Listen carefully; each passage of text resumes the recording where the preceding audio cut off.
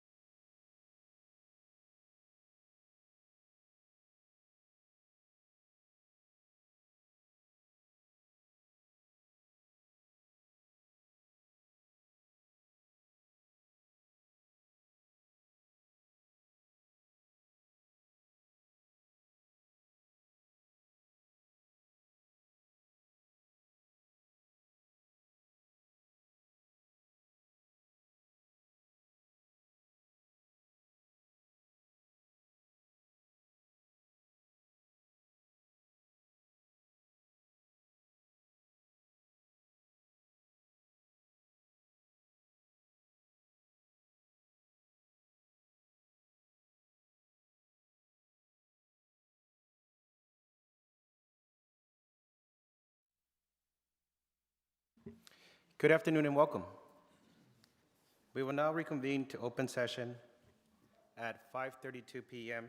Announcements: all open sessions of Board of Trustees are recorded and streamed in real time at www.fuhsd.net. Can we please rise for the Pledge of Allegiance? Right hand over your heart. Ready? Begin. I pledge allegiance to the flag of the United States of America and to the republic for which it stands, one nation, under God, indivisible, with liberty and justice for all.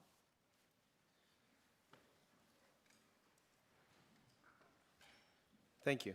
We will now move on to the roll call.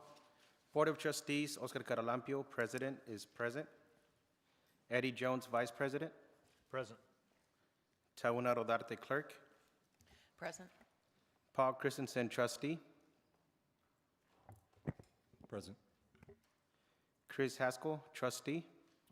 Present. Thank you. Student Board Representatives, Nenny Cruz, not here.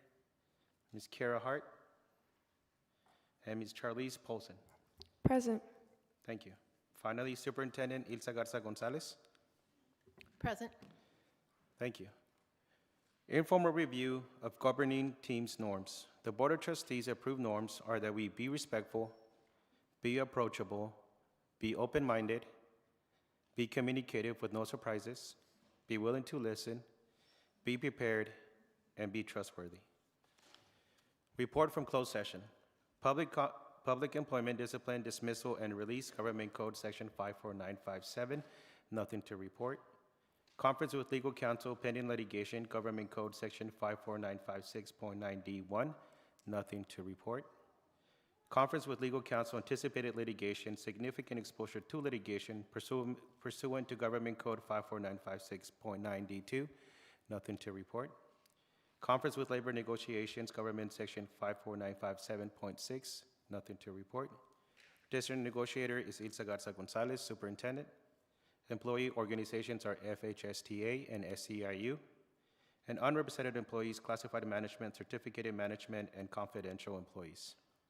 Next, we have readmission under suspended expulsion case number 11 F2425 and number 02 F2526, which will be an action item later. We will now move to adopt the agenda. May I get a motion? I'll move to adopt the agenda as presented. I'll second. Thank you. Moved by Mr. Rodarte, second by Mr. Jones. Any comments or questions? None. Student Board Reps, Ms. Cruz is not here. Ms. Hart is not here. Ms. Paulson? Aye. Thank you. Mr. Caralampio votes aye. Mr. Christensen? Aye. Mr. Haskell? Aye. Mr. Jones? Aye. And Ms. Rodarte? Aye. Thank you. Now we will move on to recognitions. First, we have Fallbrook High School CTE Culinary Pathway students. Mr. Santo Cruz, Culinary Instructor. Yes, so as we have stated at past board meetings, our culinary students prepare dinner for the board. We give them a budget, and they put something together for us that is always far more delicious than what we have ordered in the past from restaurants. So we'd like to thank you, but also hear about how you went about preparing tonight's dinner.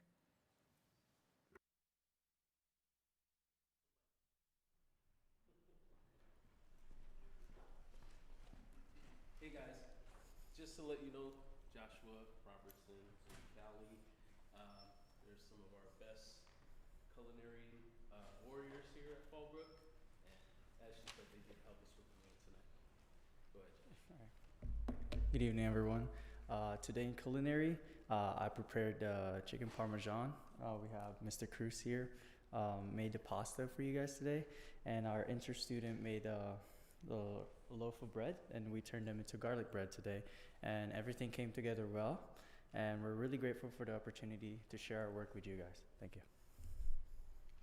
Joshua, before you move away from the microphone, can you tell us a little bit about the competition that you participated in? I know there was a big story in the Village News featuring you, so I'd love for you to share with the board what that experience was. The experience was really great. At first I was really nervous, but I practiced enough to turn into muscle memory, I'd say.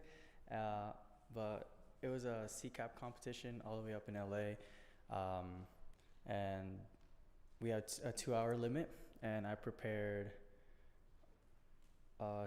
airline chicken with creamy mashed potato and with dessert crepes, actually, and everything turned out well, and I passed. Thank you. Congratulations.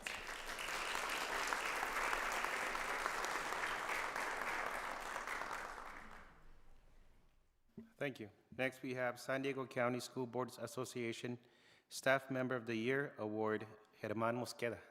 Yes, so if I can have the board step in front of the dais so that we can continue with our recognitions.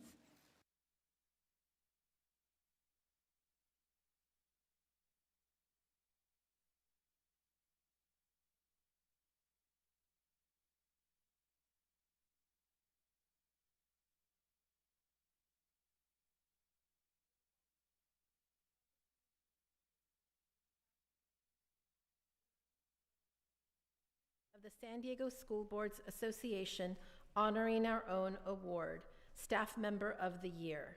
Germán, if you could please step forward.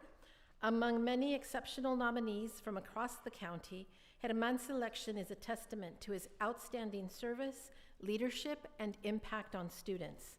Throughout his career, Germán has consistently gone above and beyond and in support of student success, particularly for English learners and historically underserved students. From developing innovative peer tutoring and attendance initiatives to leading data-informed interventions as a CSI coordinator and ELD instructor at Ivy High School, Germán exemplifies high expectations, compassion, and professionalism. Germán's work strengthens school culture, builds meaningful connections with families and community partners, and ensures students are seen, supported, and empowered to succeed. We congratulate Germán Mosqueda on this well-deserved recognition and thank him for his unwavering commitment to students and educational excellence. And I'll just give a little bit, I used to hear a lot about, we have this bilingual language tutor, Germán Mosqueda. And then I met him, and then we created the supervisor of attendance position. He was our first supervisor of attendance and created some apps and things to make his work more efficient, got kids back in school. And it broke my heart when he said he was going to become a teacher, but I knew he could reach more lives, which he did. And then through some staff reductions, we had to move him to Ivy. And I don't think he was excited about that, but I knew that he was going to make an even greater impact at Ivy, which he has. So thank you, Germán, for everything. Germán will be recognized at the 24th Annual Honoring Our Own Awards Dinner Gala in San Diego on Saturday, April 25th, 2026. Congratulations.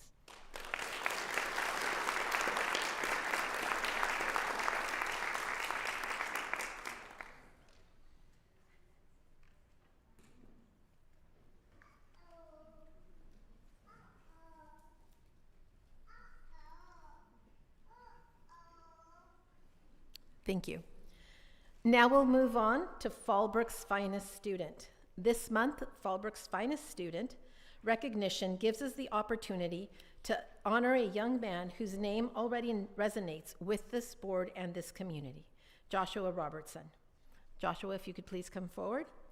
If you are a teacher who finds true fulfillment in watching students grow, learn, and step confidently into their potential, then Joshua Robertson is the student who reminds you why you chose this profession. If you are an administrator who treasures hearing stories of success that trace back to seeds planted years earlier, then Joshua Robertson is that story. If you're a counselor who understands that meaningful growth takes time, patience, and the right environment, then Joshua Robertson is the result of that work done well. And if you feel a sense of pride each time this student's name is announced in a classroom, an auditorium, or before this board, then you already know Joshua Robertson.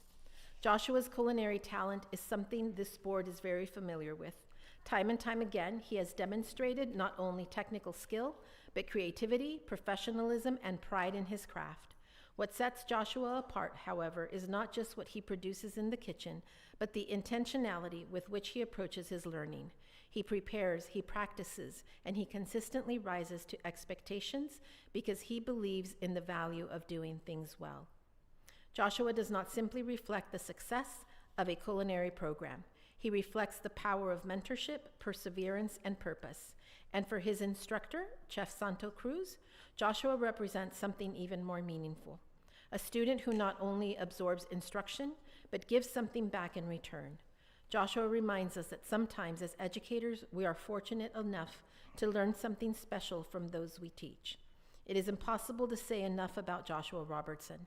He embodies the very best of what Fallbrook High School strives to cultivate in its students: dedication, humility, skill, and a commitment to excellence.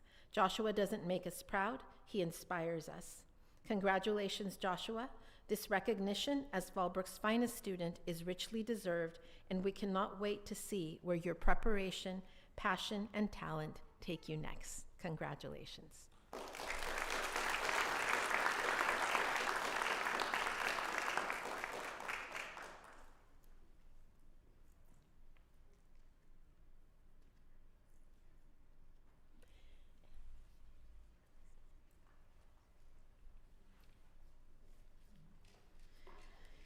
Okay, we have two recognitions under Fallbrook's finest department. This month, we are proud to recognize First Sergeant Michael Stout and Chief Warrant Officer Tom Smith as Fallbrook's finest nominees for the month of April. If you could please step forward. These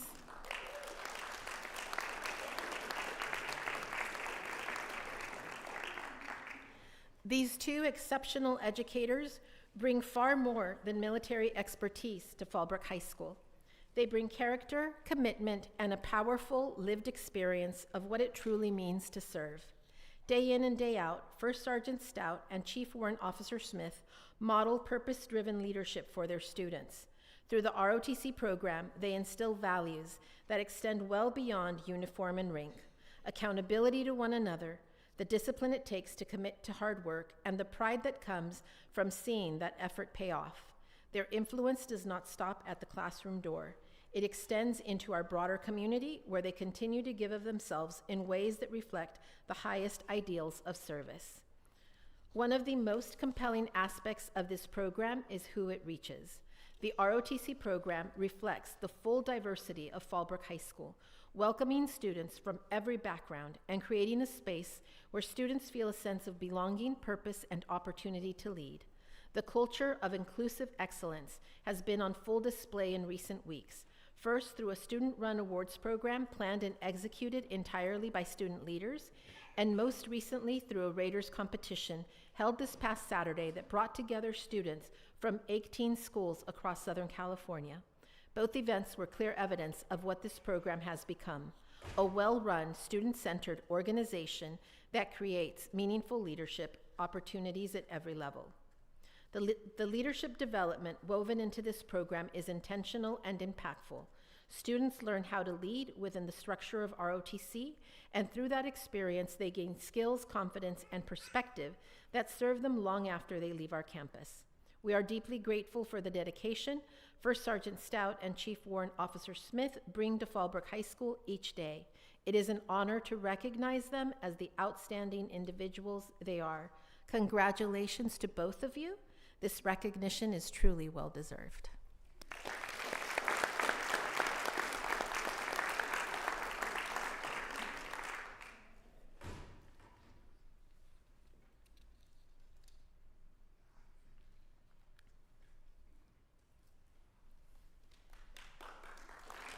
Thank you for being here.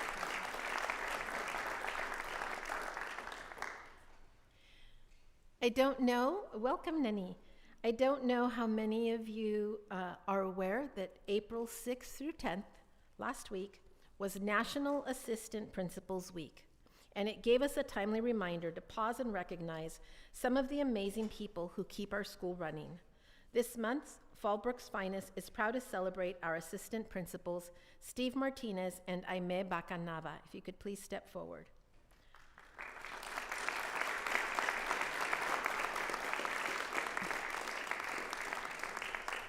While 1 week is a nice gesture, the truth is that the work Steve and I do deserves recognition every day. On any given day, an AP might be responding to a student concern first thing in the morning, meeting with a department team for learning walks, fielding a call from a family in the afternoon, and wrapping up the evening at a school event, all while managing schedules, supporting staff, and ensuring the campus is safe, organized, and running smoothly. It is a role that requires equal parts structure and flexibility, firmness, and empathy. Together, they oversee a wide range of departments and responsibilities across campus, and their fingerprints are on nearly every aspect of school life. They are present at events, active in department collaboration, and deeply invested in the day-to-day work of our classrooms and teams. When students need support, Steve and I are there. When families need a point of contact, Steve and I are there. When staff need a resource, a sounding board, or a partner in problem solving, Steve and I are there.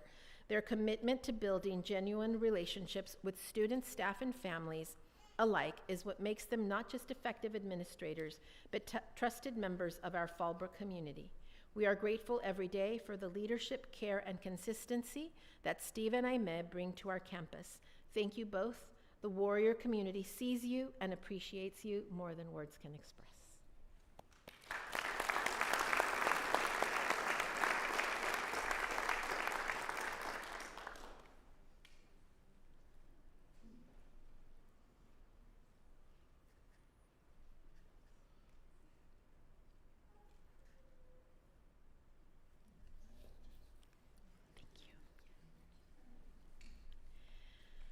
And finally, Fallbrook's finest community partner, the Fallbrook Union High School District Board of Trustees, is pleased to recognize Fallbrook Aleer, a grassroots volunteer organization that has served our community for over 20 years by promoting literacy, education, and service. I believe that here with us tonight are Emily Zilk, Marcia Winston, and Leticia Maldonado Stamas. Also active in Fallbrook Aleer are our three actually, because I know that you've read in the past and have been involved, Oscar Caralampio, Eddie Jones, and Tana Rodarte. And anyone else who's here from Fallbrook Aleer, if I didn't mention your name, please step forward.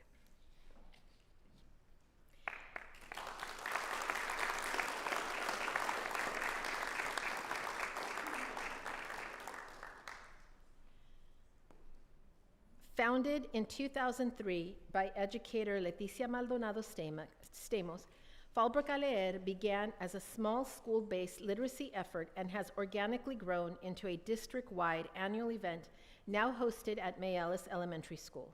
Through the dedication of a committed volunteer committee, educators, parents, students, and community partners, this event now serves hundreds of families each year by providing free backpacks filled with books and school supplies, literacy activities, student performances, and family workshops.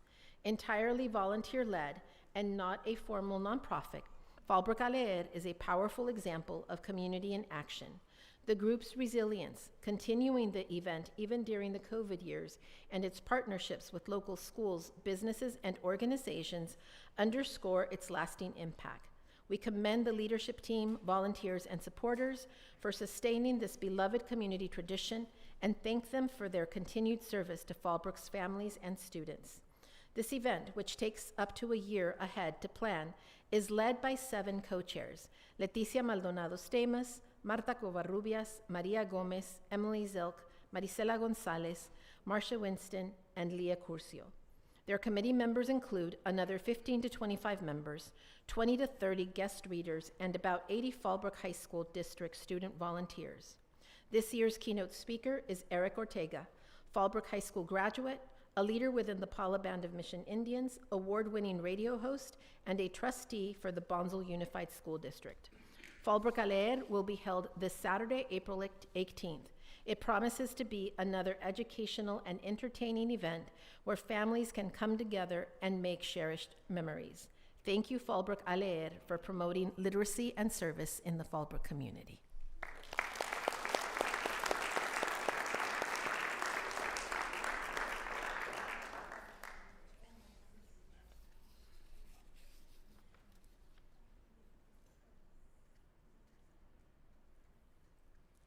Thank you.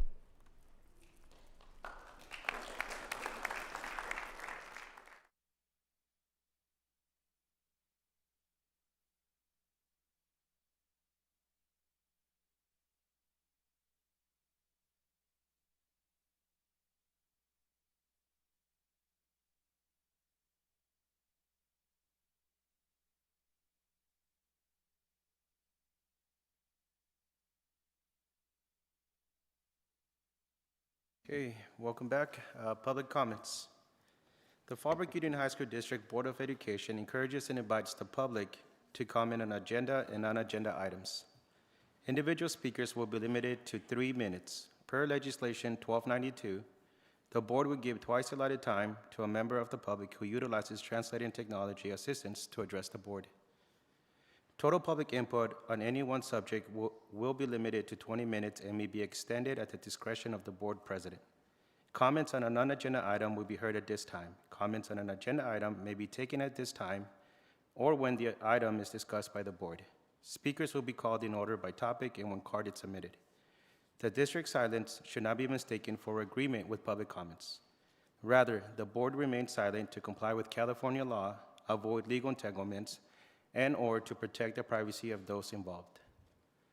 Now, before we begin public comments, I want to make a few clarifications. As board president, I will not be limiting public comments to 20 minutes on a subject.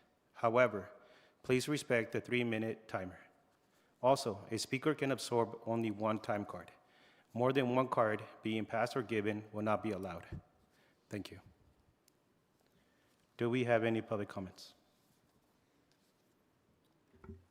Yes, we do. Our first speaker on the agenda item of trimester, actually, this is when the agenda item is discussed. Our first speaker, Madeline Avila.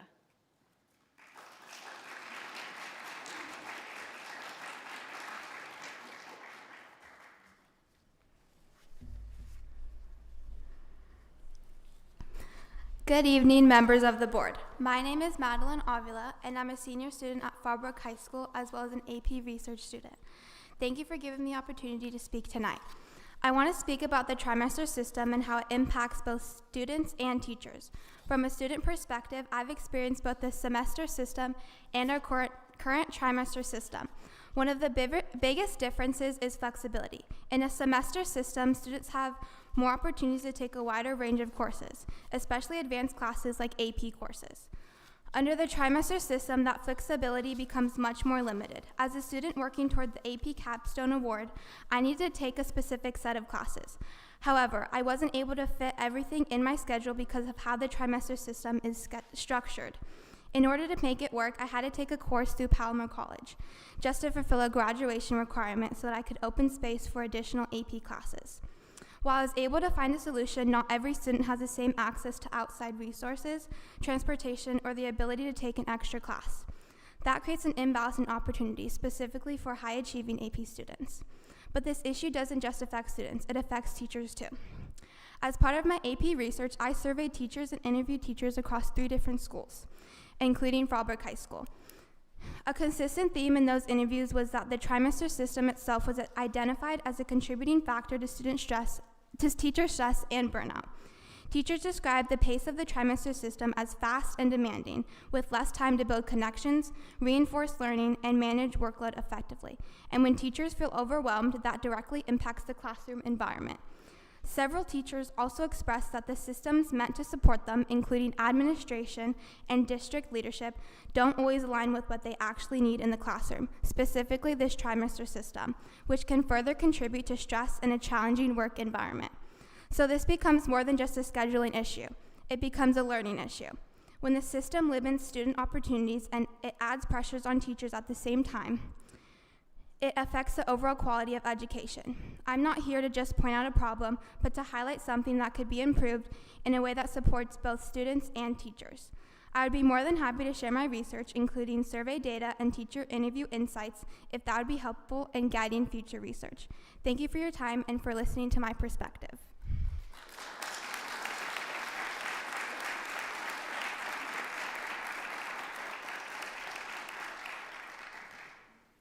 The next speaker is Tina Vu.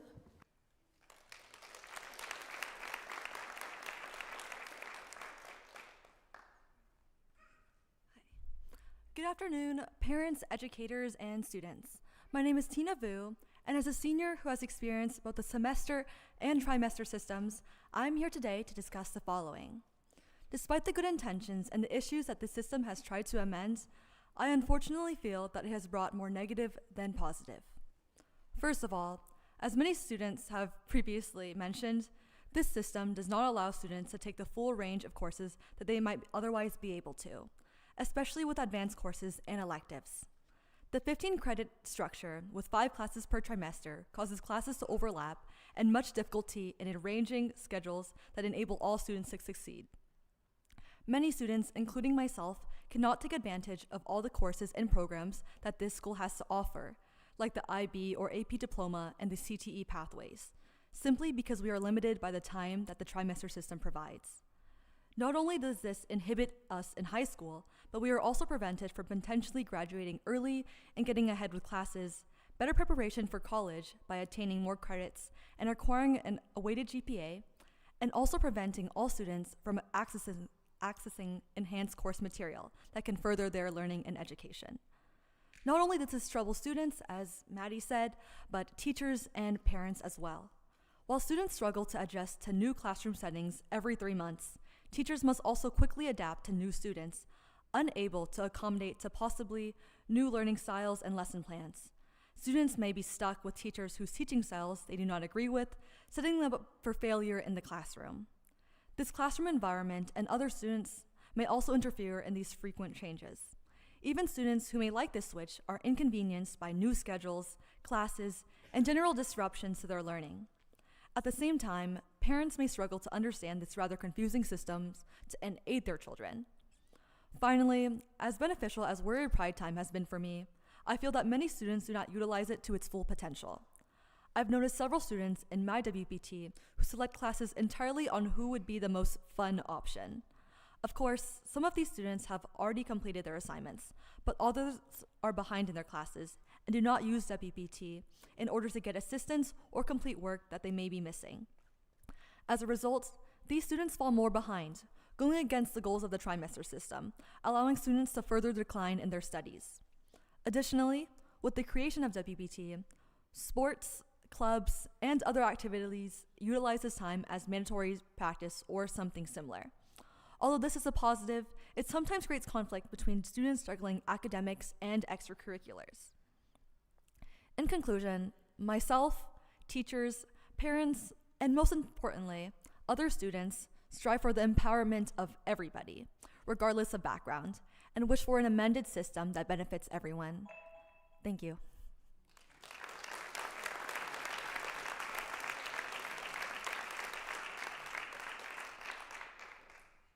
Kaylee Folks.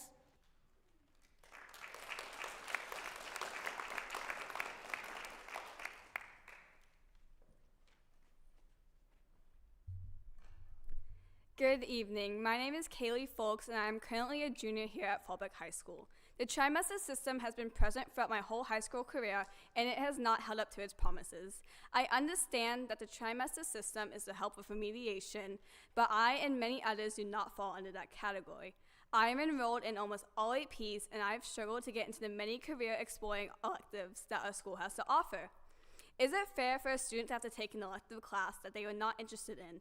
I can recall when I was a freshman wanting to take more of these courses, as our school has many pathways to take and explore, courses including psychology, ceramics, yearbook, and the culinary pathway.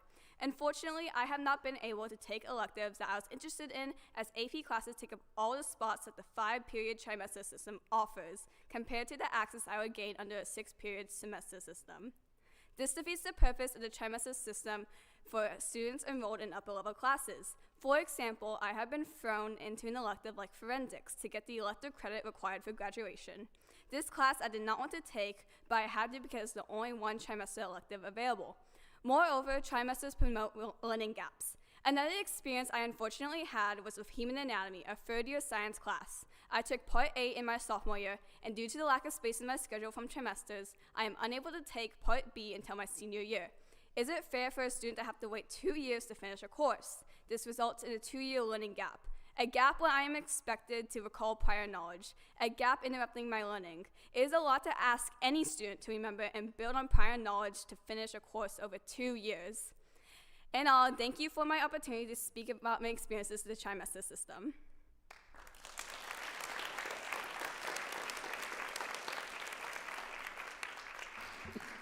Jonah Collins.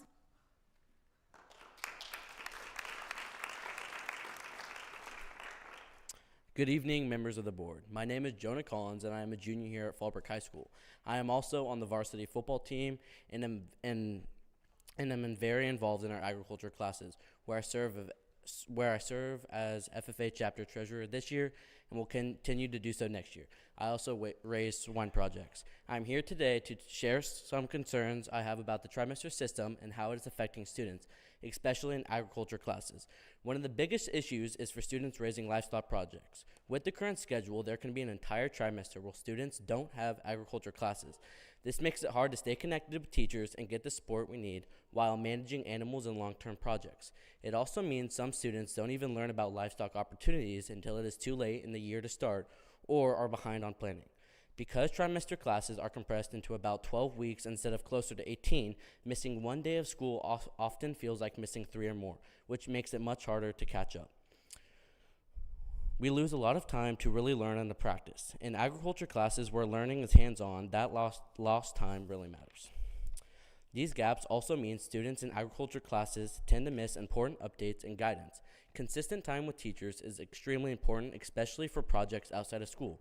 Research shows it helps students to stay more connected and engaged and successful. Students are also missing out on activities and competitions. In particular, our opening and closing ceremony competition, prepared public speaking, and job interview contests all take place during the first trimester.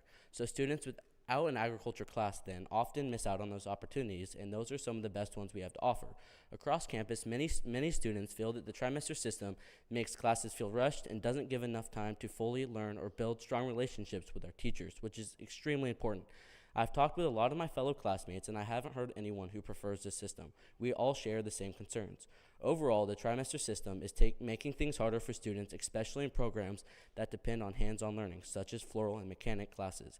I respectfully ask that you will consider how this scheduling is impacting student learning, involvement, and opportunities. Thank you for your time.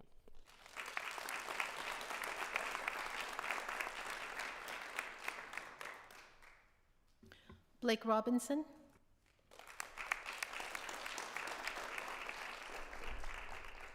Good afternoon, members of the school board.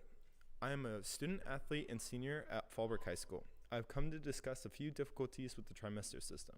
My first problem is the increased strain on students of the agricultural department because we are not in ag classes year-round. We have missed vital things like applying to projects, scholarships, and awards that we would be easier to obtain and apply for if we had the semester system.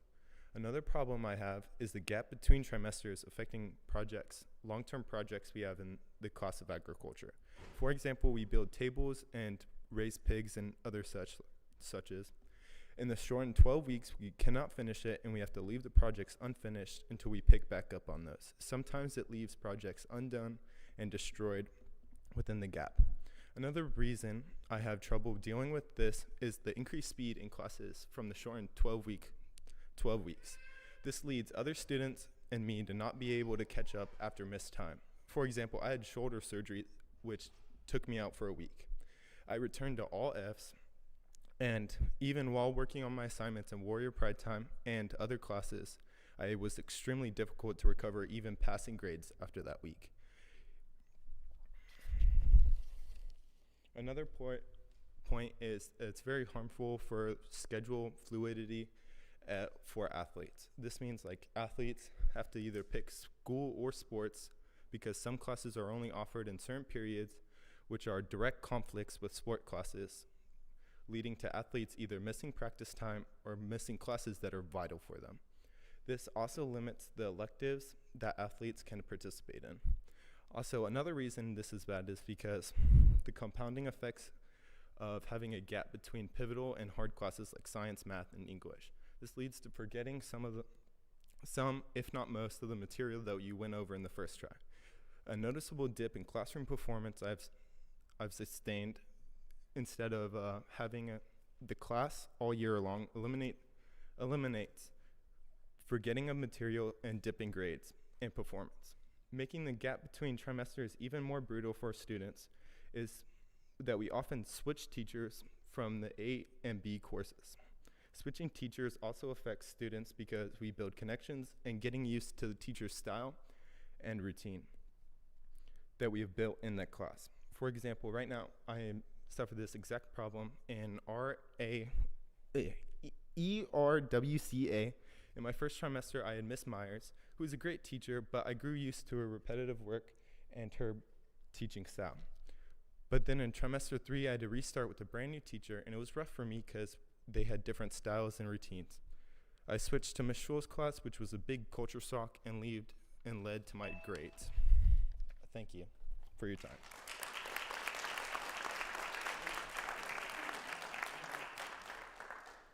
We do have more comments on the same subject, but they will come before the board item. Now we have Frank Goldblack regarding reorganization feasibility analysis for unification. Welcome, Frank. All right. Good evening, board members. I'm Frank Goldbeck. I am a trustee on the elementary school district board, but I come tonight as a parent of 5 in our districts, a veteran, a business owner with an MBA, a member of our Fallbrook community, and not as a school board member.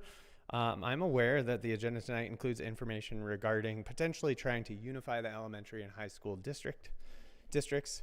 As you consider this information, I think it would be wise to keep in mind a few important points. First, school district unification has been considered before, and according to reports from 1994 and 2014, which the high school district commissioned alongside the elementary school district, unification would result in less funding for all of our schools and less funding for students. The reports have the data on this, and to my knowledge, nothing has substantially changed in how these funding calculations shake out. We receive a significant portion of our funds from our military impacted students, and while combining the districts would increase the number of military impacted students, it would probably dilute the proportion, which is what the funding is based off of, resulting in millions of dollars being lost to our schools. Secondly, administrators' compensation might be reduced if the superintendents were consolidated, but then assistant superintendents would need to be hired to administer whatever schools didn't have those administrators and comply with those legal compliance. So we really wouldn't save much more than a couple tens of thousands of dollars. Third, taking on a large strategic project like this when the elementary school district already has 2 large strategic projects underway seems unrealistic and unduly burdensome. Currently, like your district, the elementary school district is considering a bond campaign. As you are probably aware, the district has identified over $300 million in projects, and at today's inflation, purchasing power for these projects is going down by about $15,000 a day, according to my calculations. Adding a serious strategic project like unification of the districts to the work list would further delay the bond and school infrastructure projects, costing millions per year in lost projects. Most importantly, however, is the fact that our elementary school district is in the process of transforming outcomes in learning for language arts and math. In 2023, our school district graduated in 8th grade, in which only 18% of our students were performing at or above grade level in math. Over the last 2 years, that number has gone up 10%.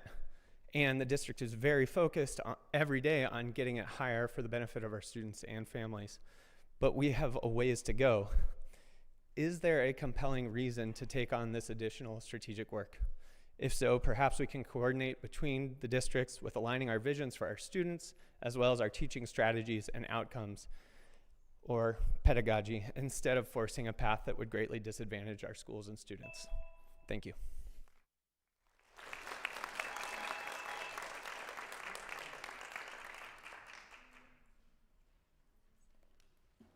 Marin Pinnell, Lindsay Fox.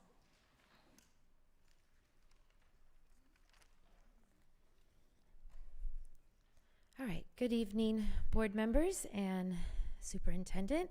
I'd like to speak tonight about a member of my science department, Lindsay Fox. She is here tonight with her husband and 2 children. Once upon a time, I was RIFT. And so it strikes a chord with me because I remember the people that stepped up to help make it so that I did not have to leave. Fallbrook is my community. I've grown up here, and I teach here, and I teach the kids that are now growing up here. And Lindsay, too, is a member of this community. She also went to Fallbrook High, and she now teaches here. And we both probably hope that one day we get to teach our children here. But I understand numbers. I also understand the human factor. And I'm going to tell you why we don't want to lose Lindsay Fox. So not only does she have a bachelor's in a bachelor's in biological anthropology, it's a big mouthful, but she also has a minor in environmental studies. She has a master's as well in biology. She has her teaching credential, which is clad in biology as well. She's been trained not only to teach, but she's also gone into training for the IB program to teach biology in both the HL and the SL. She's also been trained to teach AP biology. She's done a special 2-week training with San Diego Miramar College, and she's taken subsequent updated trainings in bacterial transformations, genetic modification, PCR, gel electrophoresis. But what is amazing about this, not only for her AP Bio students and for her forensic students and for MML course students, is that Lindsay has trained Emma's students how to do these high-tech biological processes. She also has lots of experience in collab and trans and co-teaching. She has worked for our SD 9-Up group. She has been a DRS leader. She's worked with the 9th grade committee designing a new course. But let me tell you about her character.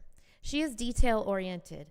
This lady, she just is so conscientious when it comes to our students and the work that we do. She has questioning skills that are so authentic.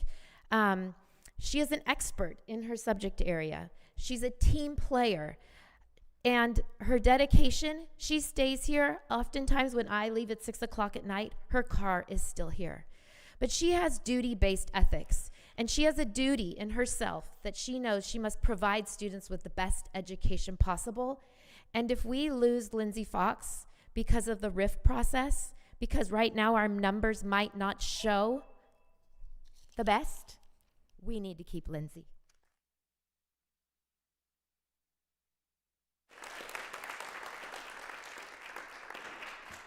Thank you, Marin. Bianca Cutler.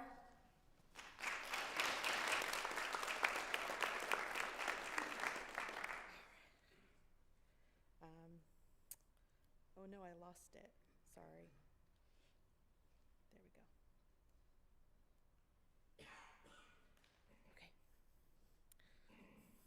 My name is Bianca Cutler, and I'm a member of the science department at Fallbrook High School. I've known Lindsay Fox for the last 3 years, and I feel as though she is an asset to Fallbrook High School community. Although we do not teach the same subject, Lindsay and I have been able to work together in several ways. We both serve as DRS leads in the science department. Lindsay has worked hard to lead her biology team in creating and delivering assessments on which they can all agree. She has led them in analyzing data and brought productive thoughts and ideas to the meta meetings. I also have had the opportunity to be in Lindsay's classroom through our learning walks. In one such instance, Lindsay was working on a strategy I have tried and failed at multiple times. We were in the beginning of a unit, and Lindsay was presenting a guiding phenomenon for the students to investigate throughout the unit. She was using student-generated questions to guide the discussion about genetics, and she was combining student ideas into one overarching phenomenon for the unit. The students were engaged in the discussion and readily adding questions for the unit. We later discussed in our debrief how she connects all the content together, how she guides a discussion in the setup of the storyline, and how she returns to student questions and the storyline throughout the unit. This strategy, when used properly, can connect ideas and scientific models for students better than using many phenomena through the unit. It shifts the focus from learning about a topic to figuring out why or how something happens. In this, Lindsay has inspired me. In our time together here, Lindsay and I have spoken about many things. She and I have similar experiences. We both came from other districts. We both have had similar amount of time in the profession. My general thoughts are Lindsay does everything she can do to serve students in our community. She is often the last car in the parking lot, and she participates in all aspects of campus life. She supports and advocates for students and the programs on campus. She's always willing to collaborate and is an open-minded individual with much to offer. As far as how it will affect our department, Lisa Christensen moved to Oasis this year. Lisa taught 8 sections of science classes before she left. If Lindsay were to go, her 12 sections of biology, forensics, and AP biology will eventually need to go somewhere.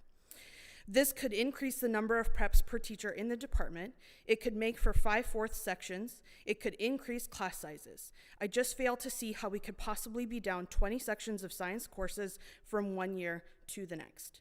For me, Lindsay's absence would not only hurt our department, it would hurt our students. Thank you.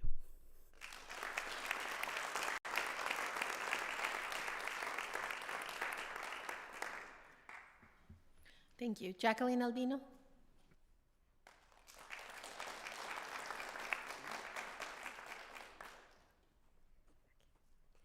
Good evening, board members and audience. My name is Jacqueline Albino, and I'm here to speak about Ms. Fox. I first met Ms. Fox when I took AP Bio last year. Coming in as a junior, it was hard adjusting to a class full of freshmen, but Ms. Fox was always there to support me. She helped me understand complex topics and encouraged me to keep going, even when things got difficult. She has a way of breaking down complicated ideas so they actually make sense, and she makes learning feel engaging instead of overwhelming. I've always had a passion for science, but she helped me see in a new way and pushed me to think deeper and ask questions without hesitation. What really makes her stand out is how she cares about her students. She creates a classroom environment where everyone feels comfortable asking questions and making mistakes. Whenever I struggled, whether it was a difficult concept or just feeling overwhelmed, she made time to help me and made sure I didn't feel alone. Because of her, I became more confident in myself and more willing to challenge myself academically. She was also someone I could go outside of class to. If I had a problem, I knew I could talk to her, and she would always give me honest and helpful advice. That meant a lot to me. She would always reassure me with a smile, and that was all the encouragement I needed to know I would be fine. If you had asked me before last year if I had a favorite teacher, I would have said no. But now, without hesitation, I would say it's Miss Fox. I appreciate everything she's done for me, which is why I decided to give back to her by becoming her TA. Being her TA is my way of showing my gratitude and supporting her the way she supported me. I know the impact she had on me is something I'll carry with me long after high school. The impact she had on me goes far beyond just one class. She has taught me how to stay resilient when things get difficult, how to ask questions without being afraid, and how to believe in my own abilities. These are lessons I will carry with me into college and my future career. Because of her, I feel more prepared to face challenges, take risks, and continue to pursue my passion for science. I know that no matter where I go next, the confidence and mindset she helped me build will stay with me, and I will always look back on her as one of the teachers who truly shaped who I become. In conclusion, I believe that losing Ms. Fox as a teacher here at Fallbrook High School would be a big loss for the entire school community. She is more than just a teacher. She is a mentor, a role model, and a source of support for so many students. The impact she has goes beyond the classroom as she helps students grow not only academically but also personally. Her dedication, patience, and genuine care for her students makes her someone who is truly irreplaceable. While I know I will carry everything she has taught me beyond high school, I also know that the future students deserve the same support, encouragement, and inspiration that she has given me. Thank you for taking the time to hear me.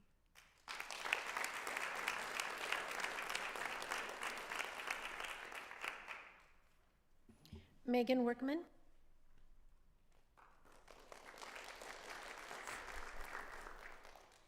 Good evening, and thank you for giving me this time tonight. I'm here today to express my strong support for Mrs. Fox, an exceptional teacher at Fallbrook High School.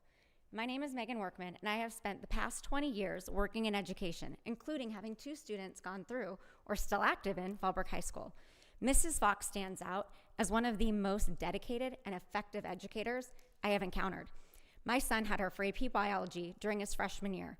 In the last period of the day, a challenge for any student, especially a student balancing 2 sports, and because of that, frequent absences due to those athletic commitments.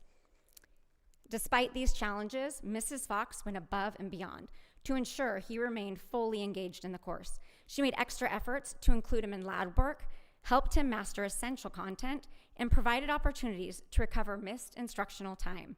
Her commitment to student learning is evident in everything she does. She not only teaches, but ensures that her students truly understand and retain the information taught. My son greatly benefited from her professionalism, her dedication, and genuine passion for teaching. Both of my children have had many excellent teachers at Fallbrook High School, and Mrs. Fox is among the very best. As someone who regularly interviews and observes teachers, I understand how difficult it is to find strong science educators. Mrs. Fox is a rare and valuable asset to Fallbrook High School. Fallbrook High is a stronger institution because of her. Our students are better prepared in science in their future because of her. Someone who is deeply committed, not just to teaching, but to ensuring our students truly learn. It would be a significant loss to lose Mrs. Fox.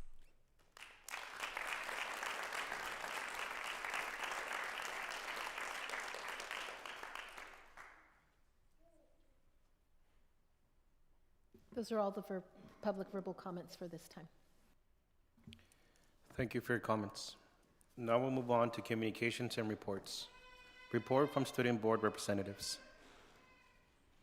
Would anyone like to go first? Good evening, everyone. My name is Charlize Polson, and I'm so excited to be back with you all to update you on our ASB's upcoming and planned events lately. So far in April, our ASB class has been really hard at work planning for next month, which is actually our busiest month of the whole school year. On the 8th, we welcomed Love on a Leash to our lunchtime. As always, we love having them join us. It's always so fun to meet the new dogs and their owners, giving the students something to look forward to every month. As we know, this week has been our junior testing week. We started it off with donuts on Monday morning for our test takers, wishing them the best of luck. From what we've heard, students are doing great with their testing so far. On the 22nd, we will be having our last blood drive of the year. We love this opportunity for students at FHS to support our hospitals and donate to the best cause. Our class has absolutely loved working with them, and we can't wait to keep it going next year. Looking into next month, we have a lot going on. At the very start of the month, from the 4th to 8th, will be our Prom Spirit Week. Those themes are still being decided.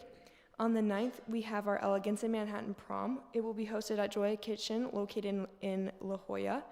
A few of our students in ASB took a field trip to the venue where they planned out decorations and where to put the dance floors, food vendors, and everything in between. We will also be focusing on seniors next month with our grad night, which will be on the 21st, located at Universal Studios. Our seniors are so excited to finish their last few weeks in high school with this trip. Along with this, we will also be having a senior sunset night, followed by a senior pep rally and spirit week to finish off our last month here at Fallbrook. Overall, our ASB class is so excited to launch this final stretch of the school year. We can't wait to be a part of such a memorable time for our school. Everything from planning to execution has been going smoothly so far, and our final updates will be given next month. Thank you.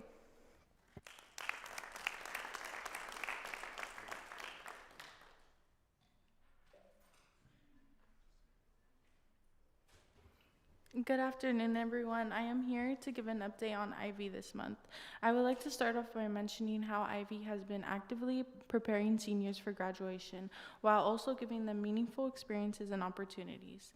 Seniors recently went on a field trip to Palomar College to explore future educational options. In addition, students will be attending a 5-hour CPR class on Thursday, where they will earn a full certification that can be added to their resumes. School spirit has also been strong, with the flag football team participating throughout the year. As graduation approaches, students are planning a senior sunset event to celebrate their time together. To support underclassmen, seniors have also been writing motivational chalk messages around the campus to encourage juniors during testing. And I will also be filling in for Kiera Hart. For Oasis. Good evening, everyone. I will be delivering a report on the ongoing and current events of Oasis High School in the month of April. As you may know, we returned from spring break last week, and this week this is our CASP testing for juniors. This is a state-level test that assesses how well students are doing and whether they need help in specific areas. Moreover, with the end of the year quickly approaching, this is an exciting time for all students, especially seniors. However, it is important for our students to remain on track to graduate and develop plans for post-secondary education or pursuits. This is made possible by frequent collaboration between teachers, our counselor, and of course, the students. Students are frequently reminded of credit and service hours requirements and are highly encouraged to make use of all scholarship opportunities, both local and national. There are also plenty of exciting events taking place at Fallbrook High that our students can look forward to and possibly use as additional motivation during a hectic time. Most notably, prom on May 9th and senior grad night on May 21st and 2nd. Tickets for both of these events can be purchased at Oasis front office as long as students have paid all district fees and have met their service hour requirements. Additionally, AP students of all grades are assessing numbers and progress on a weekly basis to prepare for AP exams in the first 2 weeks of May. And although there are not too many events taking place at Oasis High School itself, I am proud to report that all of our students are well on track to graduate and can participate in all of the scholastic, athletic, and social opportunities the district has to offer. That is all for tonight. Thank you.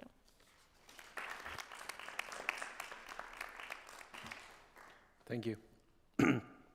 Next, we have report from principals.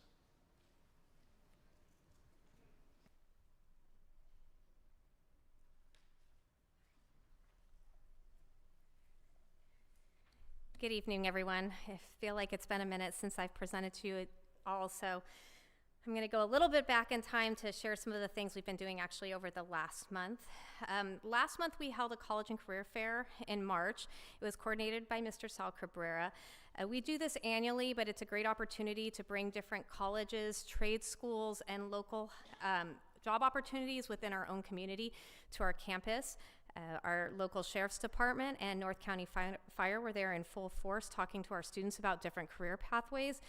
This served as a really meaningful opportunity for our students, including one of our students who actually met with someone from UTI and recently reported to me that not only did she learn more about that school, she applied to that school and has now been accepted to the engineering program for the fall. So repeated exposure to these opportunities for our students is really paying off. We had a second student who met with someone from SJVC, has scheduled a visit, and is now going to be starting a nursing tech program in the spring. Actually, no, she's starting in July. So these college and career fairs, these repeated field trips out to different places like Palomar and Maricosta are really paying off for our students and helping them be aware of the things and opportunities that are available for them.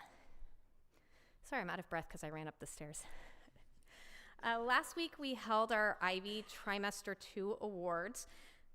As part of our CEI work with community engagement and empowering parent voices on our campus, we actually invited parents from our students who are receiving the awards were able to participate in the ceremony last week, and it was incredibly powerful. We had over 20 parents show up sitting in the front row to celebrate their students receiving different academic accolades. So the power of bringing our community together on our campus to celebrate our students is just a testament to the work we're continuing to do at CEI. This trimester, we had 12% of our students earn honor roll. Another 18% earn high honor roll. And when I was pulling the numbers at first, I have to tell you, I was a little bit panicked because I was like, oh my gosh, this is low. But when I got to the principal's prestigious honor roll, over 30% of our students earned the highest academic accolades, earning a 3.5 or above. And 9 of those students, so close to 46% of the students who received academic high honor roll, also received a 4.0. It was the highest number of students we've ever had to earn a 4.0 in a trimester. So a lot of the work that we are doing at our school is continuing to show off in the academic success of our students. And we wanted to celebrate them in a way that was meaningful, and it's a beautiful celebration of not just our students, but our community coming together. I wanted to, speaking of celebrating student accomplishments, I know Kira was not feeling well this evening, and Nenny is here today. She is our student of the month for for April. She was celebrated last week. An incredible deserved honor. If you knew what she had to go through to get here this evening to be with you, you would know why she's our student of the month. And then Kira was also our student of the month for Oasis last month. So 2 outstanding representatives from our schools about students that just are going above and beyond to demonstrate success. As Nenny mentioned, we've been doing a few different activities this week as our juniors are participating on the SBAC. Again, we're really trying to reinforce the college and career readiness aspect for our students, especially our seniors who are going to be graduating and entering the workforce or heading off to college in the fall. So as we did Palomar field trips this past week, and tomorrow the students are going to be doing CPR certification so that they're walking away with one more tangible skill that they can put in a resume or might make them more employable. Next week, we are continuing that model. We will be taking our students to Cal State San Marcos on Tuesday. They're going to receive a full campus tour. They're also going to be learning about the vocational ed programs that are available on that campus so that they will have multiple perspectives about what can take place at a larger scale college. And then on Thursday, they're going to be heading to the Oceanside Department of Workforce Development, where our students are going to have professional headshots taken. They're going to be working on soft skills. They're going to be working on job interview skills, and then they will have a comprehensive resume that they will walk away with that will help them to get jobs once they graduate from high school. So again, we're just doing a lot of work about providing unique opportunities for our students while our juniors do amazing work on the SBAC, and we're just really proud of Mr. Mosqueda and Mr. Cabrera for all the effort that they're putting into providing these opportunities for our students. As for Oasis, as Kira mentioned in her speech through Nenny, we are rounding out the semester and working towards graduation for our students. Our underclassmen were really heavily focusing on dual enrollment opportunities.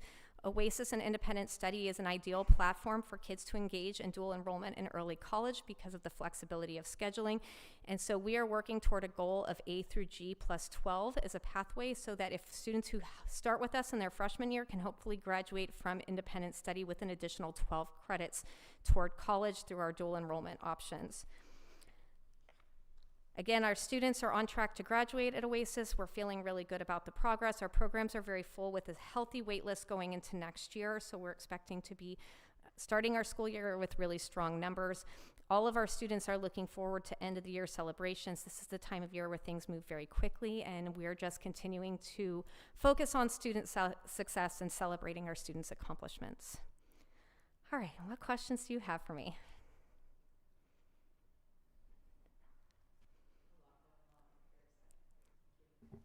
Sorry, my speaker wasn't working. Obviously, a lot going on, very exciting, and very glad to see just the forward momentum for all of our students. So thank you. Thank you. Thank you. All right, thank you.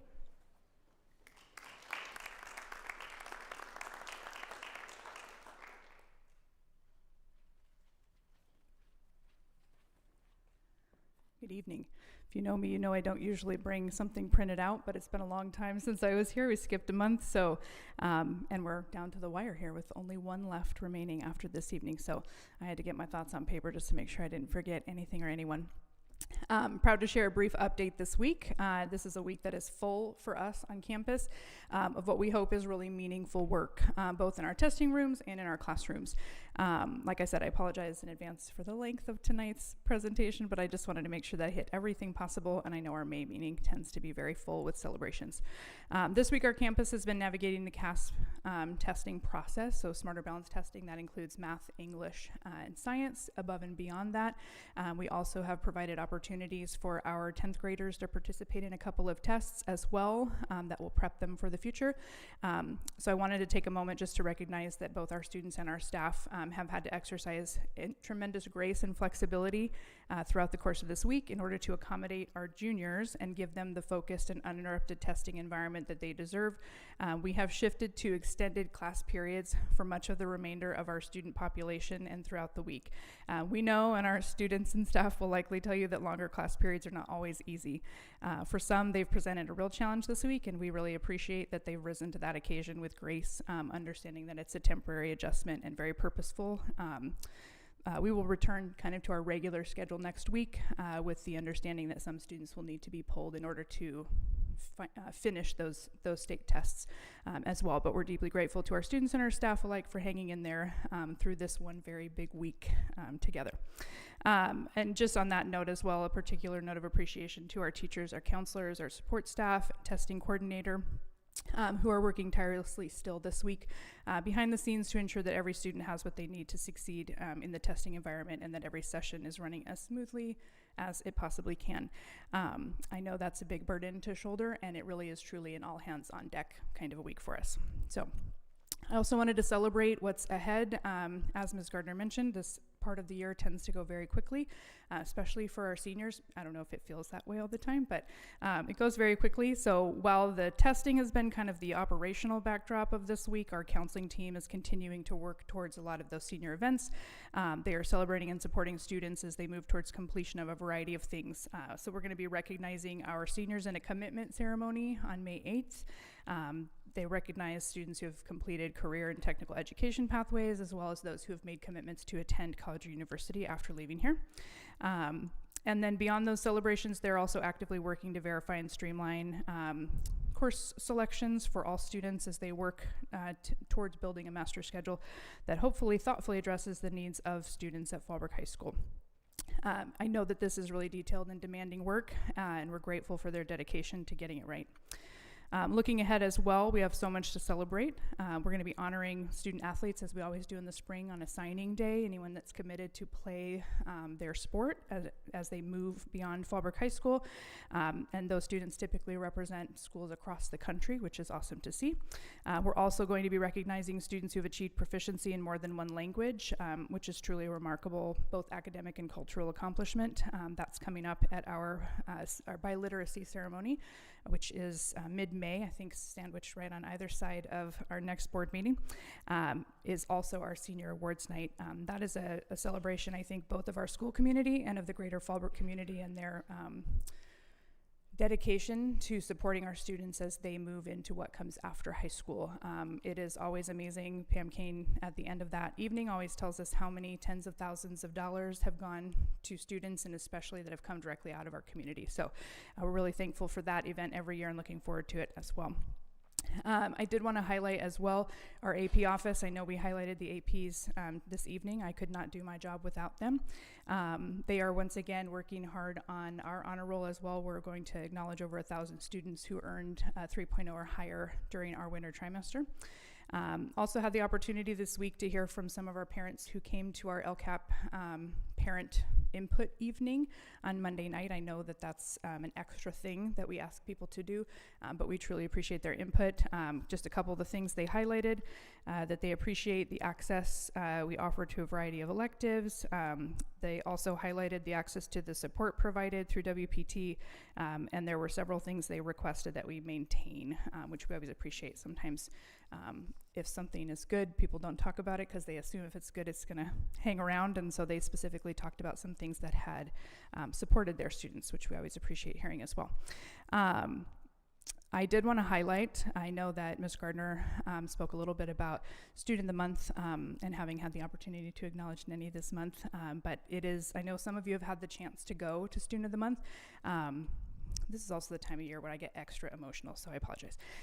Everything coming to a close at the end of a school year makes me very reflective, so hopefully I keep my act together here. We had the chance to acknowledge 4 students this month.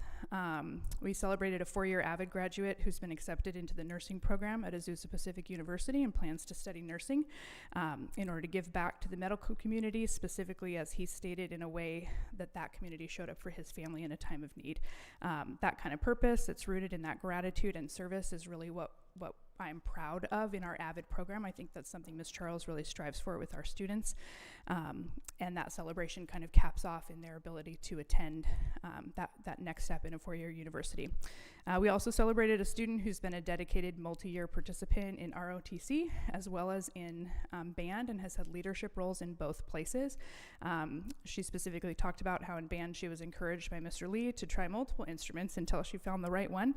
And it actually led her to participate in something that's called Drum Corps International, which is a really difficult thing to access and get into and be accepted to. She was able to travel last summer with them, and that's what she's going to do after she graduates this summer, which is just such a unique journey to be on. I really appreciated hearing her referencing that those doors were open to her and that even if it wasn't quite right the first time around, she was able to keep trying. We also celebrated a student who was enrolled in one of the most rigorous courses we offer, AP Physics with Ms. Cutler, who you heard from earlier this evening. And Ms. Cutler mentioned specifically her diligence, the young woman's diligence, and her willingness to keep pushing through a course that really asks a great deal of our students. And also highlighted that she came out successful on the other side, not just because it was easy, right, but because she stayed and she found the support and encouragement that she needed to persevere. And I want to highlight Nenny. I know you're not my student right this minute in time, but that was special to be able to have her there as well. She represents Ivy High School and our whole district with poise, intelligence, and heart. I can't look at you. So just really proud of her as well. And I just wanted to, I was reminded at Student of the Month, because these four have such like vast walks of life, just how unbelievably incredible our student population is. They aren't defined by one single thing. They shouldn't be defined by one single thing. Some of them come in and are so ready to tackle AP and IB coursework, and others come in with tremendous need, and they need that support to be in place. But we also have a lot of students who are being every single day seen, encouraged, and challenged by our school and by our system to take on experiences that they might not have envisioned for themselves. Sometimes that's through advanced coursework, sometimes it's through dual enrollment or dual immersion, CTE programming, arts exploration, leadership roles, and so many other things. Somehow it's the most common question in an interview is what makes a Fallbrook student a Fallbrook student, and my answer is always the same. They are a little bit of everything, and our students really strive to be a little bit of everything. It's incredible to have a student that steps up to do something, and then you find out that they are doing that and 3 other things, and they are carrying all of those incredibly well. They really can't be defined, nor should they be defined. It's one of the reasons why I always struggle to pinpoint just one thing that a Fallbrook High School student is. They are definitely not defined by what comes before, by what comes from home all the time. Sometimes they're carrying burdens we don't even know about, and they are just so incredibly capable. It just, again, as we get to the end of the year, it is my privilege to be a part of this school and this district, and to be a part of a place that helps them to do that. So I'd like to thank you for your support of our students, our staff, and our school in continuing the work that we are doing to support students every single day. Any questions for me?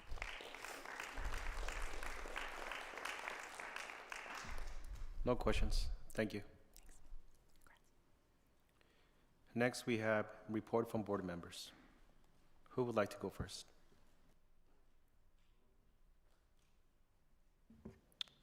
I just want to say I appreciate all the emails, phone calls for a variety of topics. The trimester system is one of them. Lindsay Fox, another one. I appreciate the community reaching out. I've lived in Fallbrook for my entire life, and I will say that I've known Lindsay and her family, her husband and his family, my entire life. The beautiful thing, it's a blessing and a curse of Fallbrook. We call it small brook, right? So it's 2 degrees of separation. We know just about everybody, which is a blessing, but everybody also knows us, which also can be a curse. Tough to get away with anything. And I do have a passion for this town. That's why I ran for the school board.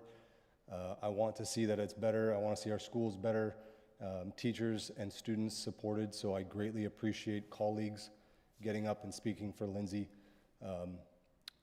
Students, it's a tremendous thing for them to stand up in front of a board and the public and speak. So I think that is a tremendous thing for them. I appreciate them and their parents for supporting them to do that. Although the board does not directly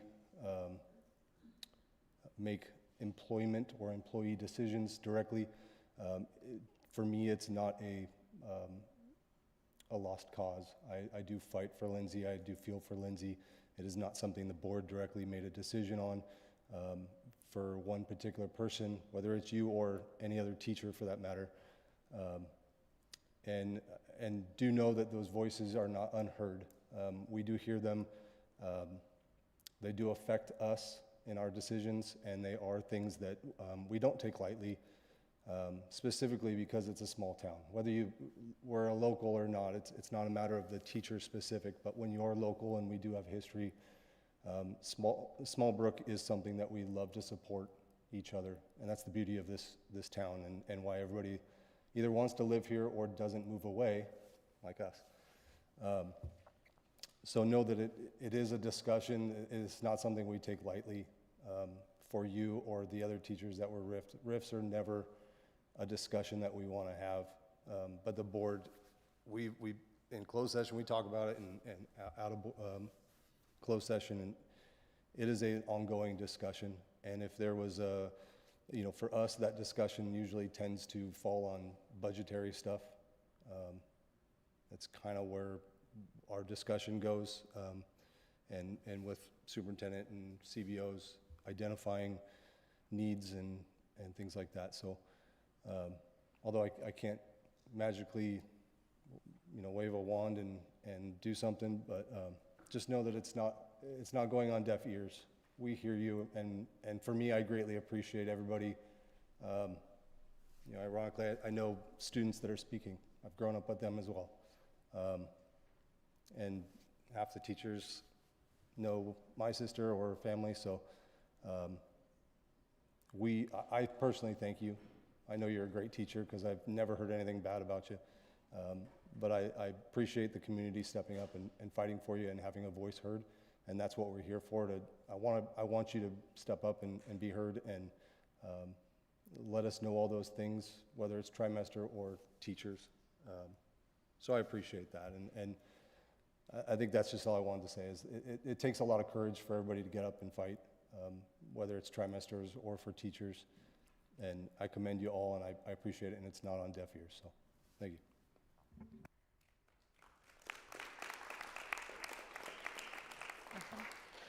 I'll just kind of quickly piggyback what Paul beautifully said, but I want to kind of take it throughout the full year, the whole school year, regardless of the topics that do come up. We do hear your voices in the meetings. They do affect us. We do get the emails. We do read them. We try to do the best that we can with the situations.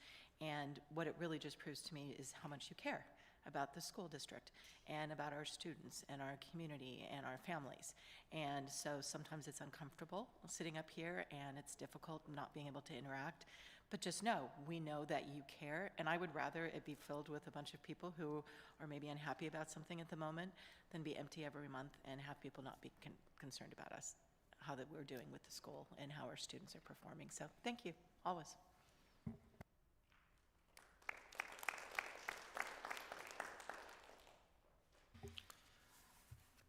Thank you both. I think I'll come to that point last. Just a couple things that I was able to see and do and experience in the last, since our last board meeting. First of all, in no particular order, I was able to attend the Junior ROTC Raiders competition that happened, I believe, over the last weekend. And I've been to a lot of high school sporting events, and this was just as exciting, and I was just as thrilled to support those kids doing some really, really cool stuff. Both our own ROTC was well represented, did very well, but it was also a very good regional experience. I think 18 schools or so were invited, and most of them were there. So if you see the ROTC instructors that we honored earlier, please thank them for a good event.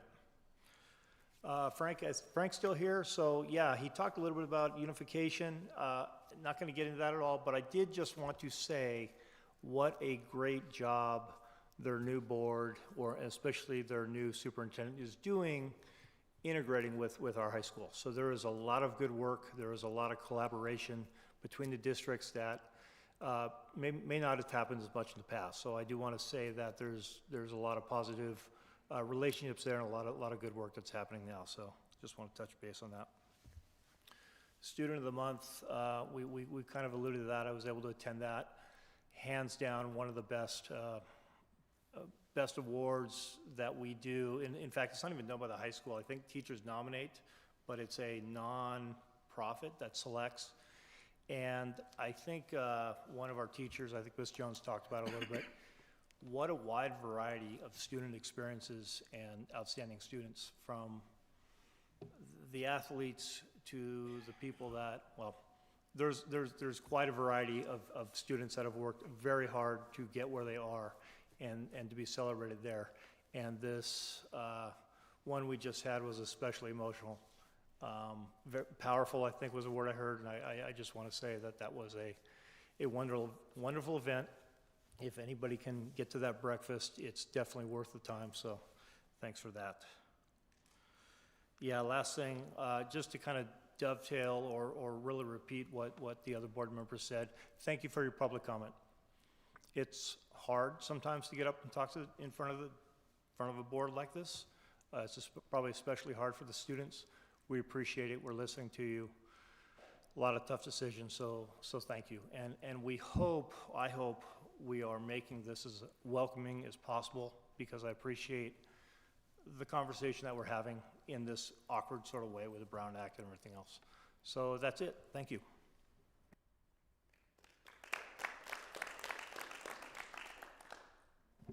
I don't think I need to belabor the point that the other board members made as far as us trying to be as receptive as we can be to everyone's comment, and being willing to email us, call us, speak with us, come here, speak, put together something. I know that's something when I was a student, I don't think I ever did that. So I appreciate the willingness to come to voice your opinions and to lobby for something you care about. And again, in our capacity as board members, we take it to heart, we take it in, and we do what we can to make adjustments as much as we can. So please continue to lobby for the things that are important to you by coming to these meetings and feeling like it's a place where you can share your opinions and lobby for what you want, and we'll do our best to hear you out and see how it goes. So thank you.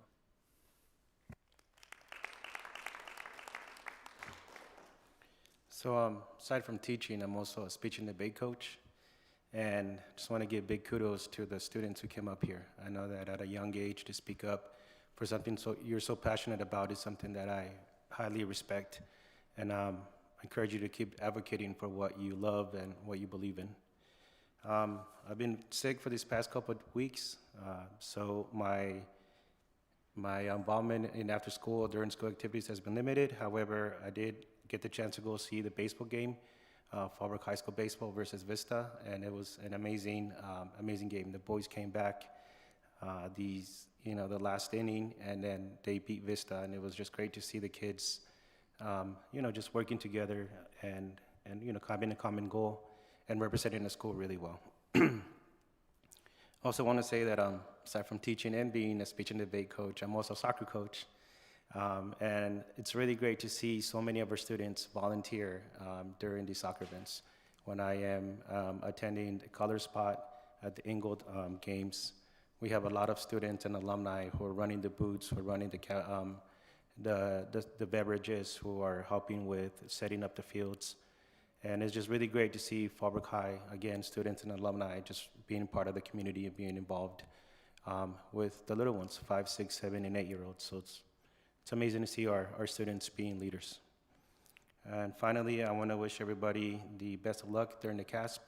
A big thank you to all the staff members who have to adjust their schedules and accommodate their times to meet the needs of the scheduling. But best of luck, students. We're rooting for you. Thank you. And then finally, we have our report from Superintendent. Yes, so before I start my official report, 2 things. Student of the Month is the ideal way to start any school month, to see our students being celebrated. And in the 7 years that I've been here, I've seen the diversity and the inclusion that Student of the Month has brought. We were kind of hearing the same stories at the beginning, and now we hear so many stories. And this past month, the April Student of the Month, was, as Ms. Jones stated, so emotional and a reminder of the harm that labels produce when we label our students. When we think of a student like Nenny, who Fallbrook High School just wasn't the right place for her, and then she found the right environment at Ivy and flourished. And she found the same rigor and the same schedule and the same engagement and care from her teachers, but it was, definitely a different setting. Our Avid student, who got up there, and it's always super important to me when there's a family where the parents don't speak English. I offer to translate for them because they deserve to be on stage with their child, and that language barrier shouldn't be a barrier. But they were there with him, and he talked about how his parents came here with nothing and not speaking the language, and he has, you know, their first child has some very serious health challenges. Their second one is a nurse and a professor, because he called while the student was on stage, and he has been accepted into the honors program at APU. And just so many fabulous stories. Also, I know it's been a while, but the board directed us, or me, to start or to create a vision and mission for our athletic department. So that has come to fruition, and the work begins this Monday. I'm pleased to announce that the committee will develop the vision and mission for the athletics department, grounded, of course, in the CIF Code of Conduct. They're going to meet for the first time. We've invited to keep the committee at a small number where we can actually get the work done. We've invited parents, student athletes, coaches who are also staff members to participate. We've invited a few board members, and the board will receive a presentation on the work, hopefully delivered by one of our students that participates in June, but looking forward to the work being done there. So as a result of the March, yes, it's April, the March board meeting, where we heard, you know, a lot from some of our staff members, I decided to engage in a listening tour, because there's only so much that you can get from 3 minutes at the podium, and Mrs. Jones joined me for that. It was very insightful, and I also asked for participation in another survey, so I'm going to go over some of that with you today as soon as I figure out. There we go. So this happened Wednesday, March 18th during prep period meetings. So every teacher has a prep period where they don't teach, and that's when we invited them to come in, except for the science department, because the science department was busy working on, you know, their planning and assessments for next year. So I met with them prior to meeting with everybody else. And I have a blank there because I did ask Ms. Jones how many attended, since she took attendance and I didn't, so I didn't have the number, but that's okay. I'm just highlighting why I've got a blank. And then the second survey, unfortunately, only generated 39 responses, even though I was asking people to please fill out the survey as they sat in the meeting or as we waited for others.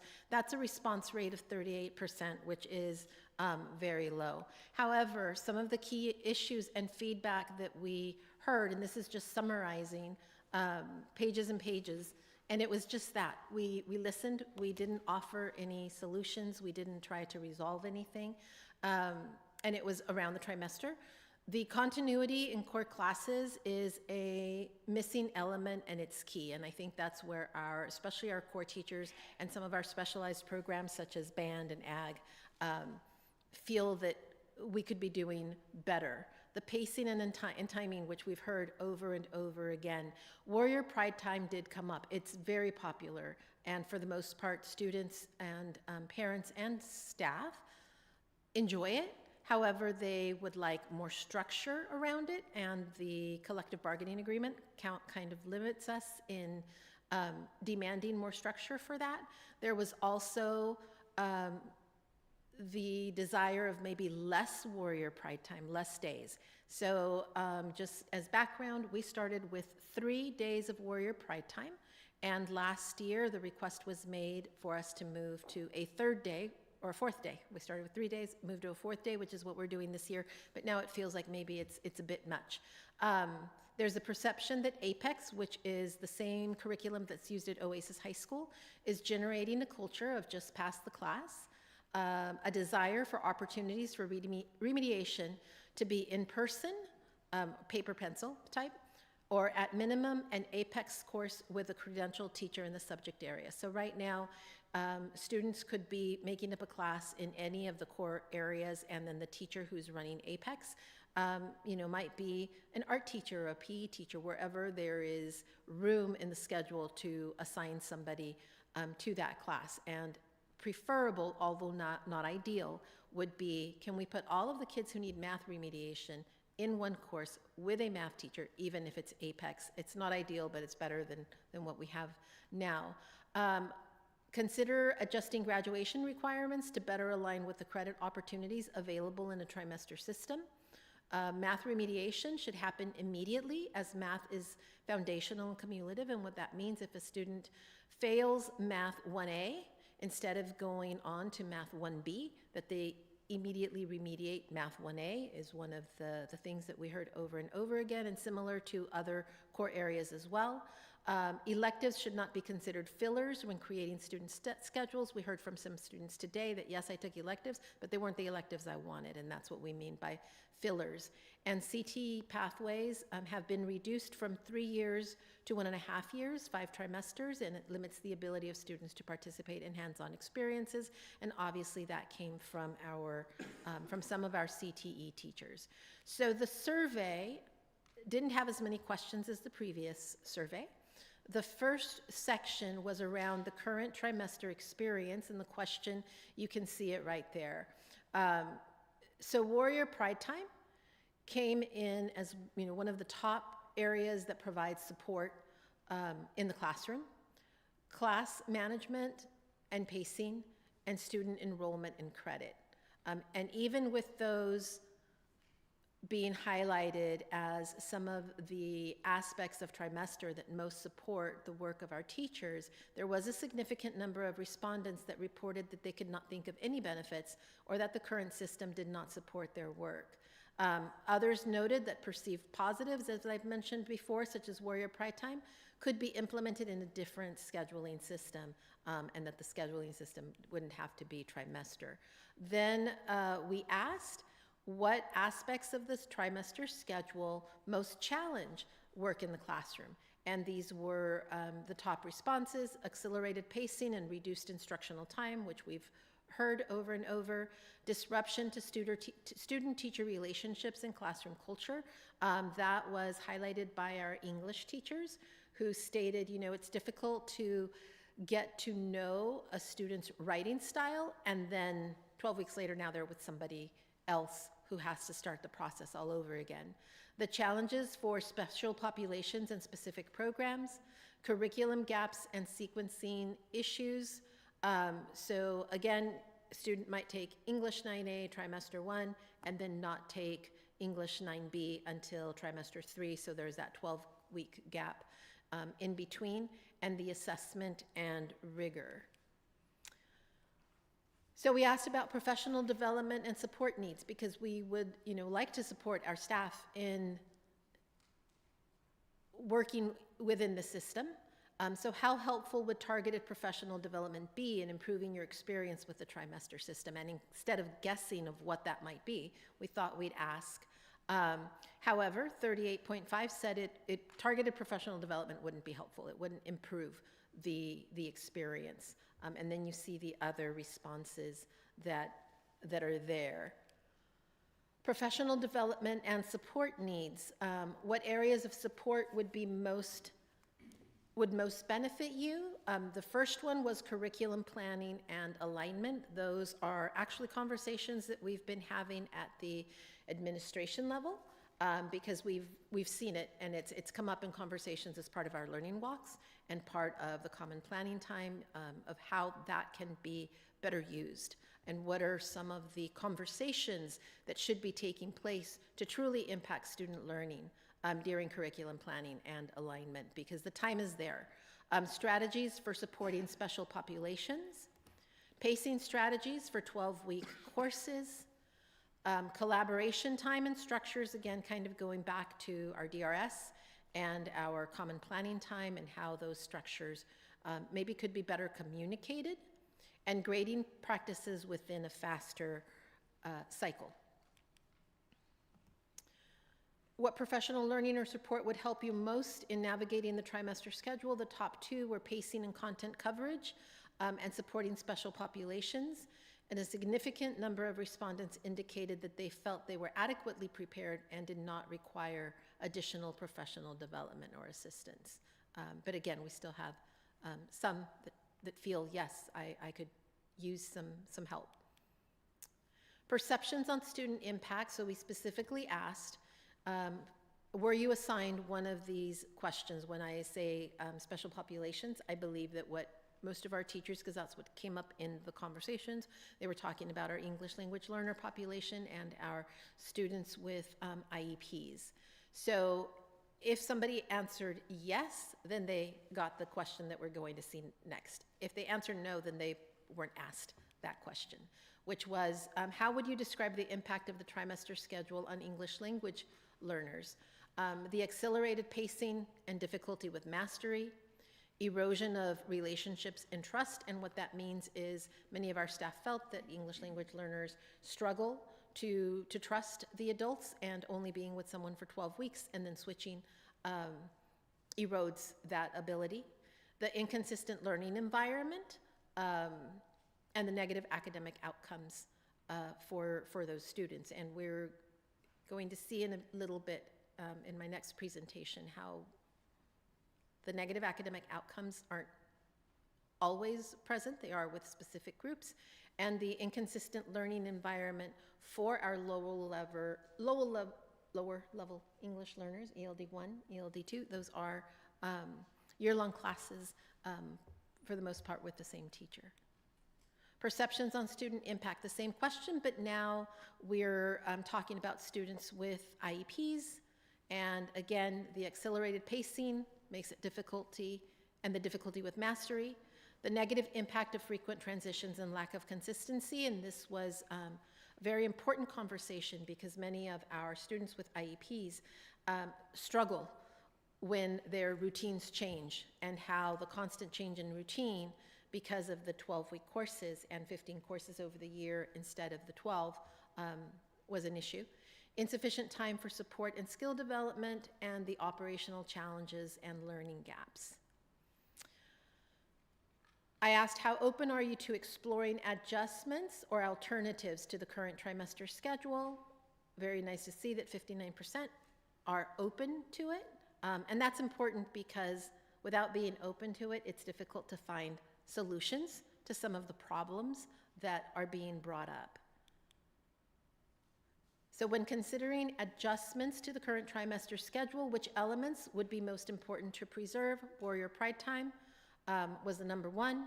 Access to electives was the number 2 response. Opportunities for credit recovery and smaller course loads at one time. And then when considering alternatives to the current trimester schedule, I asked, which of the following alternative schedules are you familiar with? 4x4 block, AB block schedule, the 7-period day with odd-even block days, or 8-period day with odd-even block days. And overwhelmingly, our staff is familiar with AB block schedule because, probably because the AB block schedule is what we had right after COVID when we couldn't have all of our students here at the same time. So there is some familiarity with that. If you could improve one aspect of the current trimester schedule or the structures around it, what would it be? Loud and clear, consistency and continuity in student-teacher assignments, scheduling and instructional time, the Warrior Pride Time modifications that I spoke about earlier, elective availability and quality, and departmental alignment, which is, it's important in any structure. It's important for instruction, but it is crucial in alternative schedules. And then final thoughts, is there anything else you would like administration to know as part of this discussion time? The trimester system concerns depth of instruction, impact on relationships and stability, the elective programs and enrollment, staff morale as a result of feeling disenfranchised by the implementation process, extending course subjects to a full year for better mastery and rigor, and researching, a suggestion to research the 4x4 block and consider the semester system. So since then, we have been busy. I've been busy The next step is to meet with classified staff, and our classified staff was very understanding that the trimester schedule doesn't necessarily impact all of them. It does impact our paraeducators, it impacts our media tech person, but it doesn't necessarily impact all classified employees, and there's also language in the classified collective bargaining agreement around their schedules that is specifically driven by student needs. But I do have a classified meeting coming up. I have one with them every trimester, so the third trimester meeting is coming up in the next few weeks where we'll discuss some of this with them.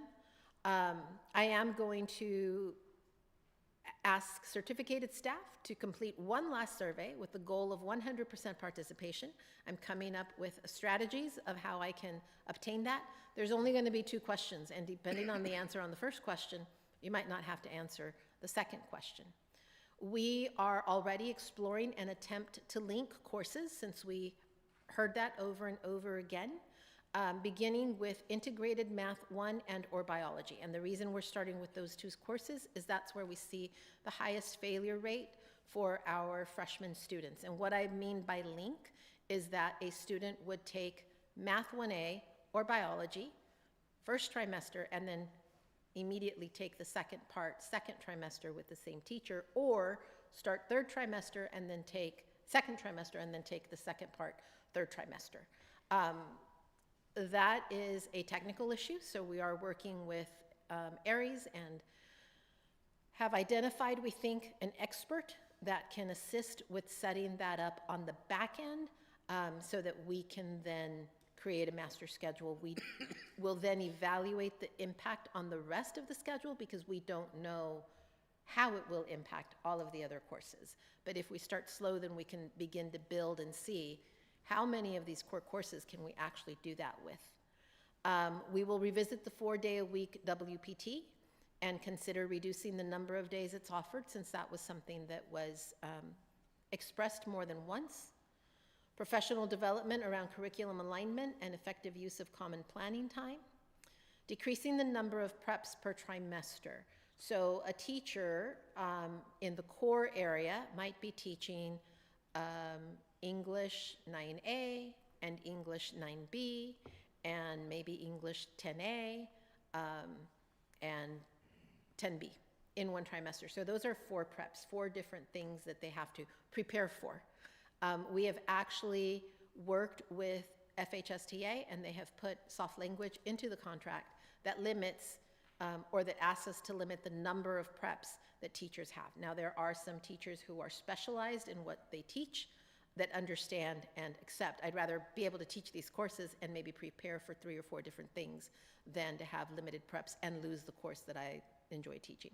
And continue with the listening tours, not this year, but it was a very beneficial activity, and I hope that it was beneficial to everyone who took the time to participate in that.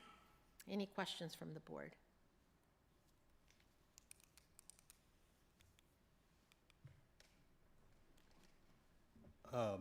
Yes.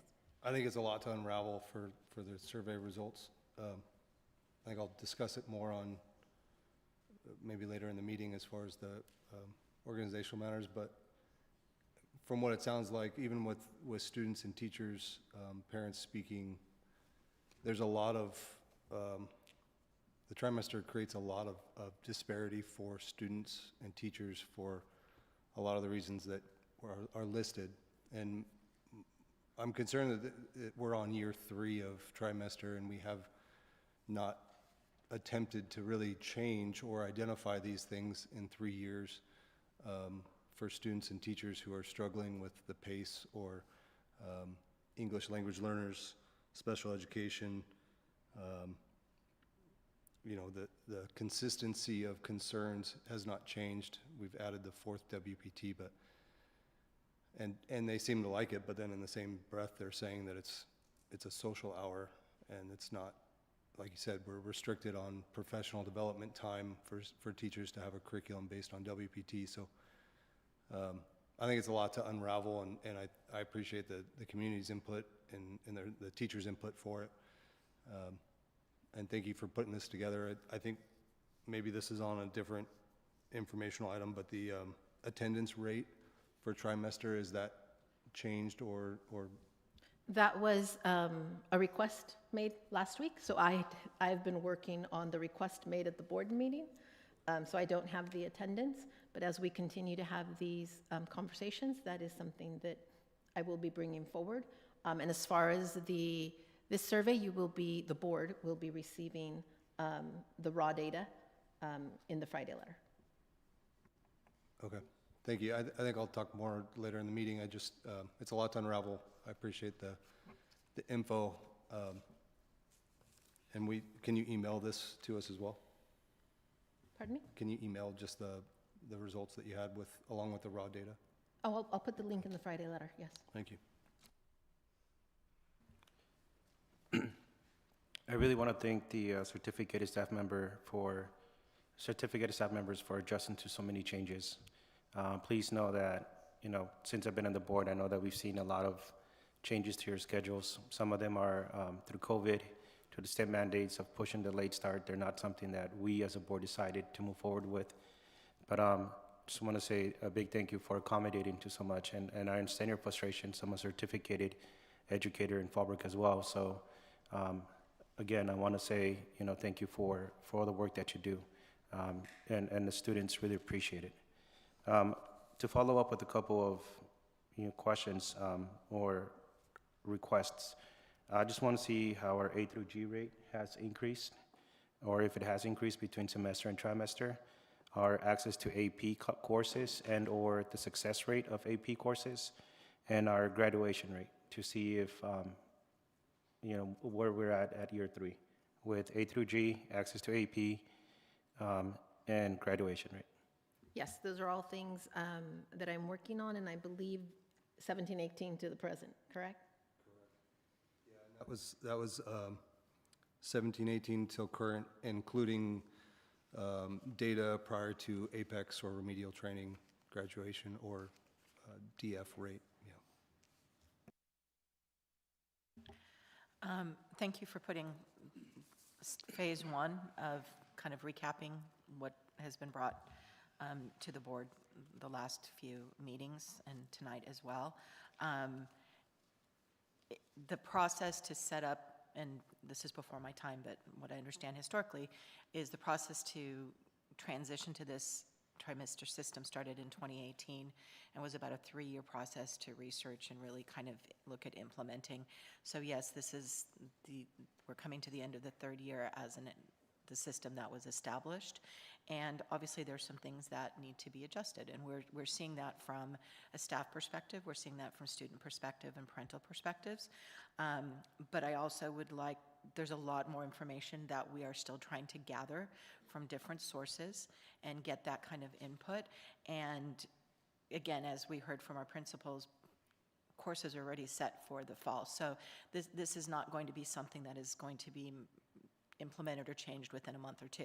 This is going to be a long-term thing because we need to do it right. We need to adjust it in such a way that it is going to work for our school the best way and incorporate all of you stakeholders, all of us stakeholders in it. And so it will be something that you will hear further on, down the line in the fall as we continue and the staff continues this process and we get information as to what works and doesn't work and what we can implement and change. Because we don't want to rush into it and not have it go well. We want to, whatever changes we do, want to be lasting that are going to benefit our students and our staff. So that's sort of my addition to that. And I just want to clarify, unless I'm misunderstanding, this is not the alternative high school schedule presentation that you asked for.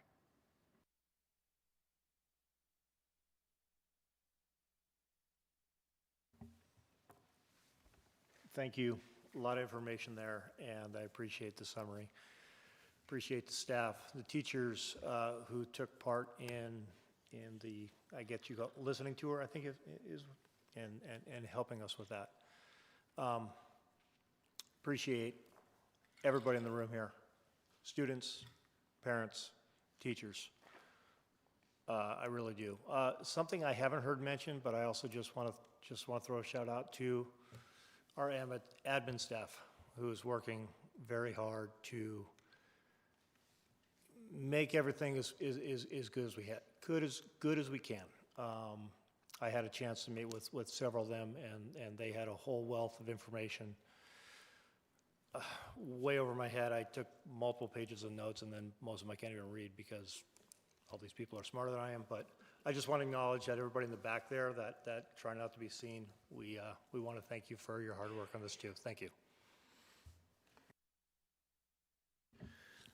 Any other comments or questions? Yeah, Oscar, just the 39 responses, it would help, obviously, for everyone who had responded to the survey to encourage others to do so for the final one, just because it can sometimes be challenging to gauge the temperature if we don't have an adequate number of opinions to really pull from. That being said, I think that even amongst 39 respondents, between the very open and the open is 80%. So it's not like we're looking at a plurality. It's not like we're looking at a simple majority. We're looking at, even amongst those 40 respondents, pretty overwhelming are not happy with the current trimester system. And so just to make sure that we can glean as accurate an idea from the staff of how everyone's feeling, if you know someone has not responded, encourage them to do so for the future listening tours, for the future surveys, just so that way we're making sure that we're hearing from everyone that we need to hear from in order to make the best decision for both the teachers and the students and the staff and for the board. And I just comment, this is the second survey. The first survey, this was the survey that you provided to the teachers, the certified. The first survey was the one that we discussed last time. Yeah. You asked for a second survey, so this is the survey that I put together in response to that request. Yeah, so like what Trustee Haskell is saying is that this survey is a secondary survey to the previous one. The previous one was, I don't know the numbers of responding for the first survey, but that one was overwhelmingly similar numbers, if not more, of frustrations with trimester. So a smaller portion on this one. The previous one kind of reiterated or pre-iterated the concerns for the trimester system. Yes.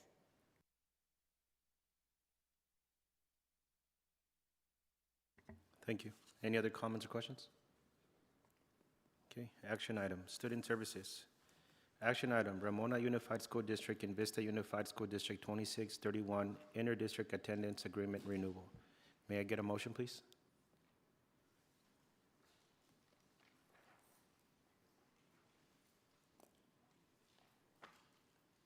Yeah, I'd like to make a motion to go ahead and do that. I don't have it in front of me to get the exact language, but to go ahead with that as presented. I'll second the action item from Trustee Jones for the Ramona Unified School District and Vista Unified School District 2631 Inter-District Attendance Agreement Renewal. Okay, moved by Mr. Jones, second by Mr. Christensen. Any comments or questions? None. Student Board Reps, Ms. Cruz. How do you vote? Aye. Aye, thank you. Ms. Hart's not here. Ms. Polson? Aye. Thank you. Mr. Caralampio votes aye. Mr. Christensen? Aye. Mr. Haskell? Aye. Mr. Jones? Aye. And Ms. Rodarte? Aye. Thank you. Next, action items, student discipline cases, readmission under suspended expulsion, number 11 F2425, and number 02 F2526. May I get a motion, please? I'll move that the board approve the student discipline cases readmission under suspended expulsions, number 11F2425 and number 02F2526 as presented. I'll second. Thank you. Moved by Ms. Rodarte, second by Mr. Jones. Since these are student readmissions, student board reps, you can't vote on this. So board members, Caralampio votes aye. Mr. Christensen? Aye. Mr. Haskell? Aye. Mr. Jones? Aye. And Ms. Rodarte? Aye. Thank you. Next, business services, action item. Deductive amendment number 07 to the site lease and facilities lease with Erickson Hawk Construction Company as the selected leaseback LLB number 2223-03 contractor for the CTE project at Fallbrook High. May I get a motion, please?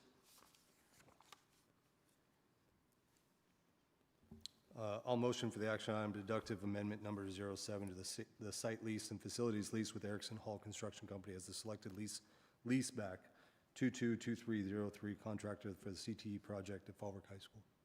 I'll second. Thank you. Moved by Mr. Christensen, second by Ms. Rodarte. Comments or questions? None. Student Board Reps, Ms. Cruz? Aye. Ms. Hart's not here. Ms. Paulson?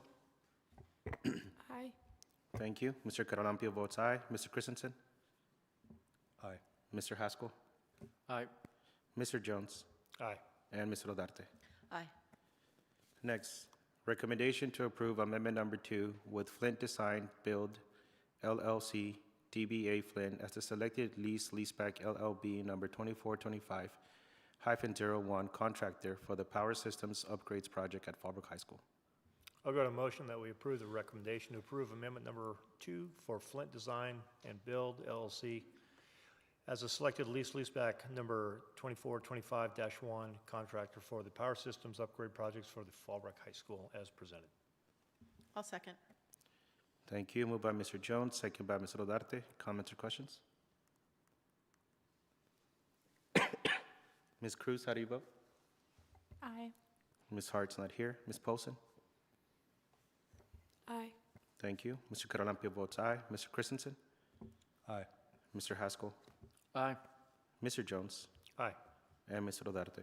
Aye. Next, notice of completion, release of retention and memorandum of commencement, Erickson Hall Construction Company, leaseback, LLB number 2223-03, contract for the CTE culinary project at Fallbrook High School. I'll go to motion that we accept the notice of completion, release of retention, and memorandum of commitment from Erickson Hall Construction, leaseback number 2022-23-3, contract for the CTE culinary project at Fallbrook High School as presented. Second. Okay, moved by Mr. Jones, second by Mr. Haskell. Comments or questions?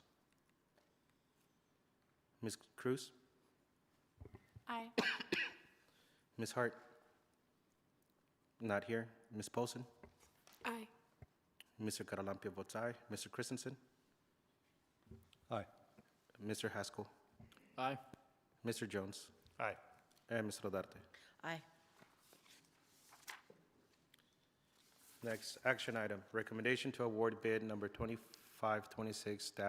for the Quonset Hut Roof Project at Fallbrook High School. I'll move that the board approve the recommendation to award bid number 2526-04 for the Quonset Hut Roof Project at Fallbrook High School as presented. Second. By Ms. Rodarte, second by Mr. Jones. Comments or questions? Okay, student board reps, Ms. Cruz? Aye. Ms. Hart's not here. Ms. Paulson? Aye. Mr. Caralampio votes aye. Mr. Christensen? Aye. Mr. Haskell? Aye. Mr. Jones? Aye. And Ms. Rodarte. Aye. Thank you. Superintendent, Human Resources. Information item. Reorganization feasibility analysis for unification.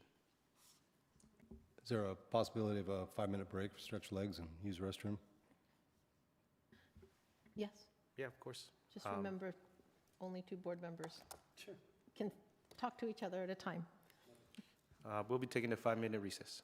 We'll be back at 7:36, 7:31 at the moment.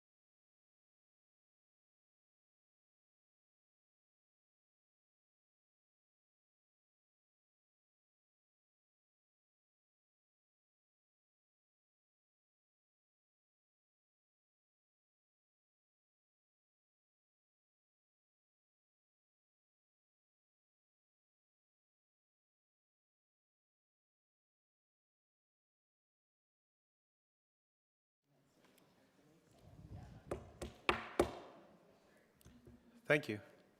It is now 7:39, and we'll continue with the board meeting. Thank you, Mr. Christensen, for the idea. So we have information item, reorganization feasibility analysis for unification. Yes, so the board requested at the November 19th meeting for me to start exploring unification. Unification is a topic that periodically emerges within the community. Previous unification studies, as mentioned earlier today, were conducted in 1994 and 2014. I believe that the 1994 study was spearheaded by Fallbrook Union High School District and included the Fallbrook Elementary School District and Bonsall Elementary School District as it was configured at that time. The 2014 study was initiated by the Fallbrook Union Elementary School District. As more than 10 years have passed since the most recent study, the Fallbrook Union High School District Board of Education expressed interest in reviewing updated information related to the feasibility of unification. So here are the items that the state looks at when considering, because it does require state approval, when considering unification. They look at a size minimum, and this is dictated by Education Code. So 1,501 students or more, which obviously just with our student population would be one of the areas that we would meet. Community identity, equitable division of materials, no discrimination or segregation as a result of unifying, no substantial increase to the state in state cost, a sound educational program, no substantial increase to school facility cost, and no increase to school facility need, and they also look at the impact on fiscal health. So I did engage in conversations with Superintendent Monica Hazel. As you know, we have been doing a lot of work in articulation and articulating the services that we offer. The elementary board, and kudos to them, is hyper-focused on student achievement. We're seeing those results, but they don't do it in isolation. They communicate with us, and they ask, what are the expectations for students coming into 9th grade, for example? So she and I did meet with a firm that could conduct a reorganization feasibility study. And that cost is $32,700 plus associated expenses, at which time I was informed that the elementary would not be interested in moving forward or paying half of that cost. And if pursued, the expenses would be paid from the Fallbrook Union High School District General Fund. I want to go over what some of those expenses might be, because expenses just out there by itself could be a bit deceiving. So when we're talking about expenses, the contract states that expenses would be for any additional meetings or presentations that are not described in the proposal, a charge of $335 per hour per consultant. And again, this is above the $32,700. Expenses are defined as the actual out-of-pocket expenses such as travel, meals, shipping, and duplication of materials. So it could end up being more than we could consider at this time. I think it's important to point out that there's no direct alignment to the local control accountability plan. And this item is being presented for information and discussion, and based on board direction, the item may be considered for further action at a future meeting. So at this time, are there any questions that you might have or any discussions that you want to have with each other? Thank you for looking into that. I think that's been a question for a while in discussion. I don't think we're quite at a point to make a action item or make a decision on that with the cost and a lot of the unknowns. I think it's frustrating that the elementary school doesn't want to share part of that burden. It's been over 10 years and a lot has changed in our community. And I think my request at this point would be to reach out to maybe other unified school districts of similar size. If there are any, I know Bonsall is unified, but that's maybe a little smaller than where we're at. Or if there are any other unified districts that are similar to our size, if we were to combine and see maybe pros and cons of where they're at with it. I know some of that argument is based on a workload. It's a large workload to take on that responsibility or that investment of unification. I don't think a high workload should be an argument for what's going to benefit our community. Ultimately, I think that's the best strategy in benefiting both parents, students, and the community. We're a small district.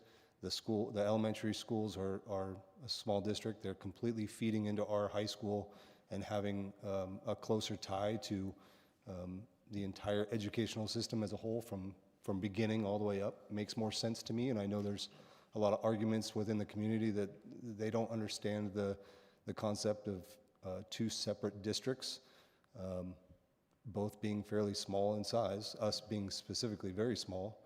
When you look at other unified school districts throughout the state that are exceptionally larger than ours. So I think at this point, just looking into some of those other unified school districts and finding out maybe a little bit more information, I think the cost should be shared as a community. Whether it's the right or wrong thing to do, I think we owe it to the community and the students to pursue at least more information moving forward. Yeah, so ultimately it is a community decision. It's not an individual board decision. I could look into districts that have unified. I don't know of any off the top of my head that may have resulted in a district that would be the size of Fallbrook Elementary and Fallbrook Union High School District combined.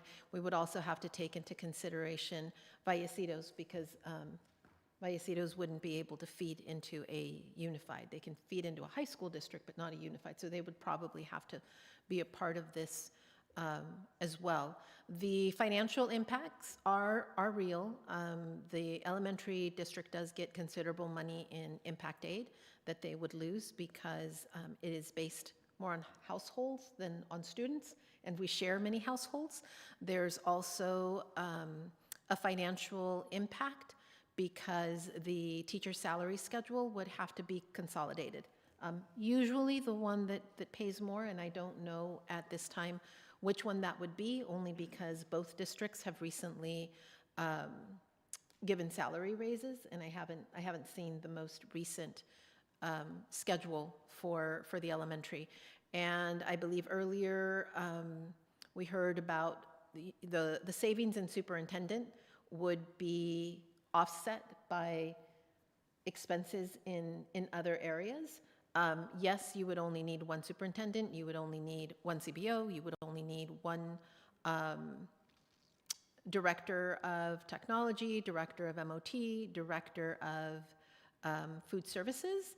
However, all of the other positions pretty much stay intact because we would still have to run a high school. And those are all considerations. Yeah, again, thank you for doing the legwork on this and bringing this to our bringing all this information to us. Yeah, Paul, I feel similar to you. I think when I started on the board, I heard that a lot. Why are there two districts? They're both kind of small. We're a small. The elementary is a little bit bigger. However, the other thing, and maybe you can talk to this, I think in the past, 10 years ago, 20 years ago, there was state assistance money on on districts that merged. This is new information, I think, and you can help me with this. That money is dried up, so that's no longer helping us. So that's kind of a new piece of information, correct? Yes, absolutely. So there was, as I was doing research, I found education code that offered monetary incentives for smaller districts to unify. That program is no longer in existence. So again, I learned a lot already, even though probably not going to be taking any action on this. But thank you for gathering the information for us. I'll just kind of jump in. My 3 older children all went to Poway Unified School District, which is quite large and is a unified. I also, during my tenure here on the board, received a certification from the State Small School Boards Association.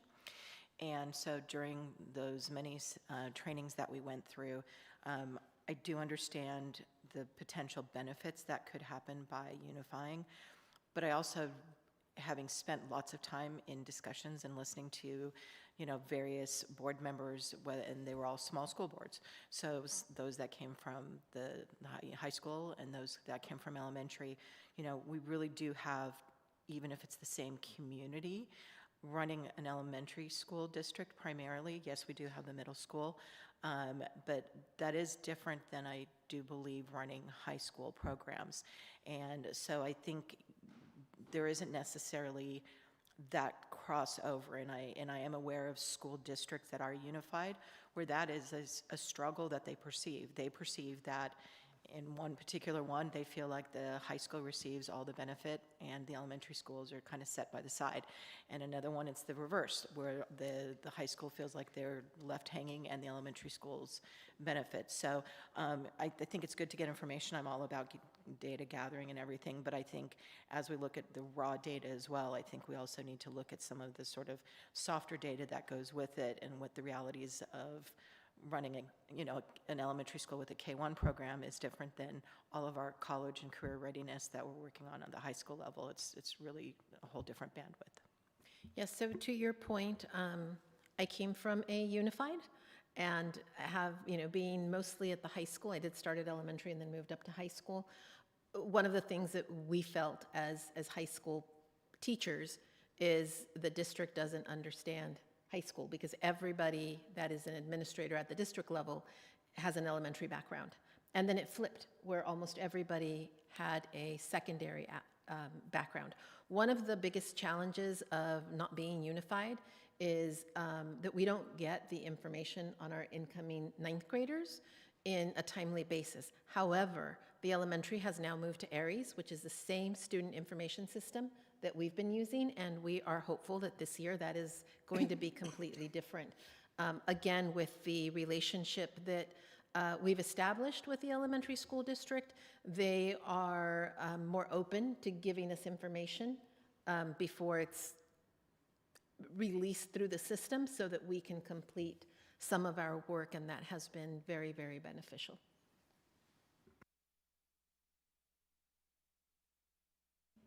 Okay, any other comments or questions? Thank you. Next, move on to information item, alternative instructional schedules.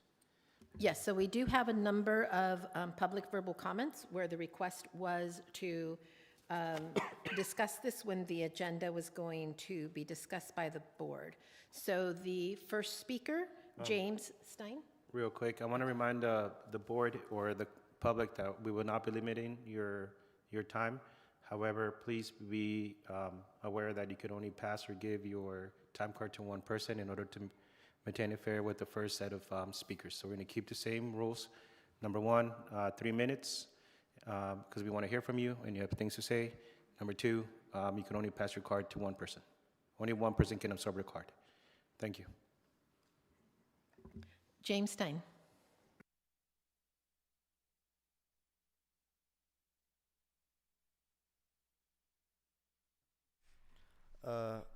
Good evening. My name is James Stein. Thank you for letting me speak here. I'm a senior at Fallbrook High School, and I've been affected by the trimester system in many ways. One example is that I currently have 12 weeks to finish the same amount of work that I used to have 18 weeks to finish when we ran a semester system.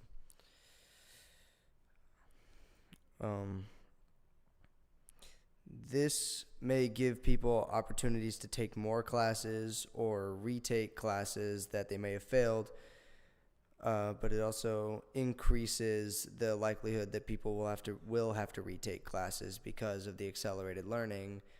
And I know personally many people that don't do well with the accelerated learning and already have a hard time with certain subjects and can't deal with just moving quicker and, work instead of being able to focus on the subject.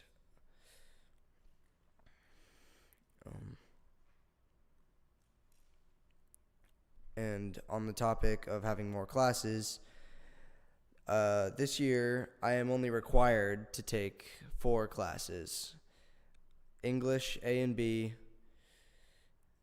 economics, and government. That leaves 11 other classes out of the 15 that we have in total that I've had to fill with unnecessary electives and other miscellaneous classes. Those classes include 3 auto shop classes, 3 culinary arts classes, 2 TA classes, and 2 off-rolls, and 1 physical education class. I could have done without at least 3 of these classes, but even when the idea of class switching was presented, there were no other available electives because so many other people had to be stuck in filler classes as well. And back to what I said about the trimester system giving kids opportunities to retake classes. While this is the intended effect of trimesters, kids are often given APEX classes, which is an online curriculum that people can complete in the classroom or at home. But these APEX classes, cheating is barely regulated, and kids aren't learning in these classes. Summer school is a much better program to retake classes. It's only a few weeks, and you're able to focus on one class for those few weeks, and it's very heavily regulated, and the teachers are very involved. Thank you for your time.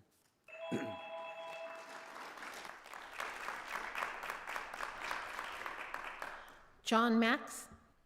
I wanted to cede my time to Mr. Lucia if possible. It is. Jeff Lucia?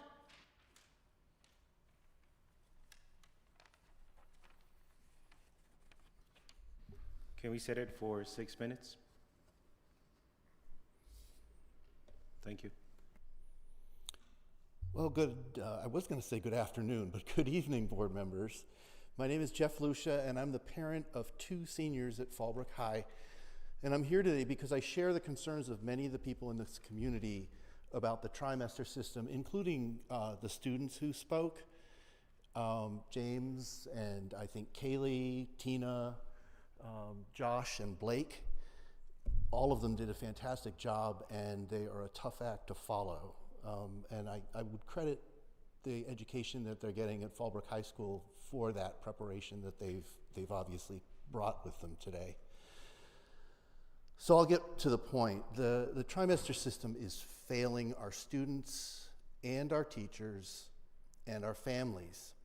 And I want to share some of the reasons for this from the point of view of a family member, because we have heard from the students. So I'm going to just highlight 2 reasons. First, so we were told by this administration that the trimester system would allow students to take more electives. And as you're hearing from other people too, my 2 children were unable to take the classes they needed for college. Instead, they were forced to take off-roll, and that was against their express wishes.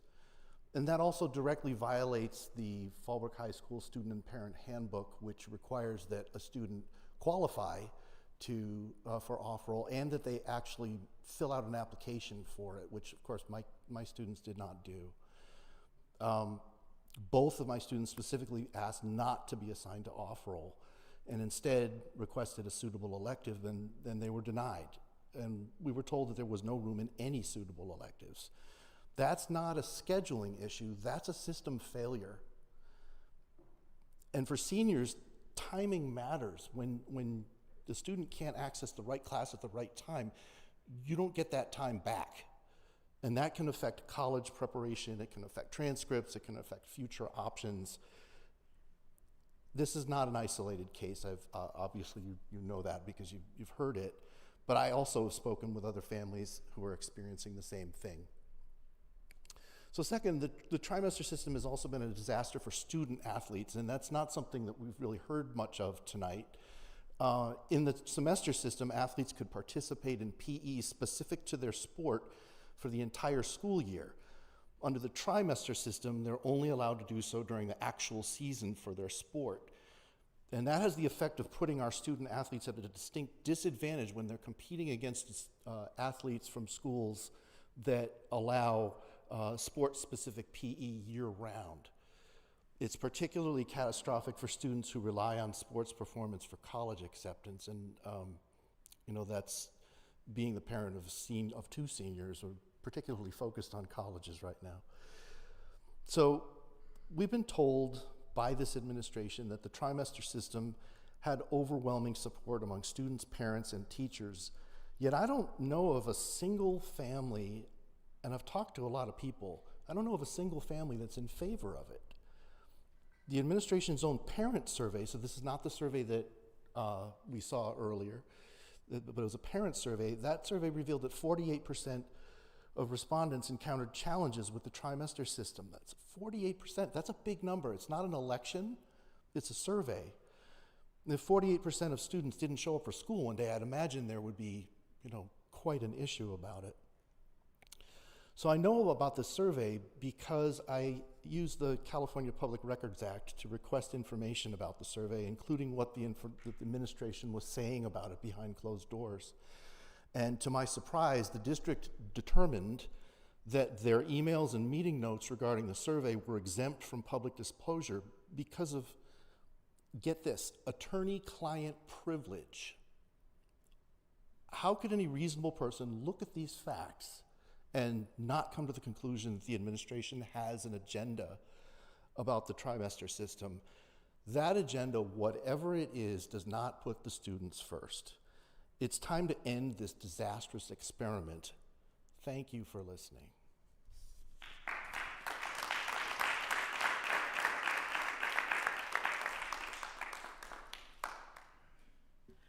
Michael Pixamatis.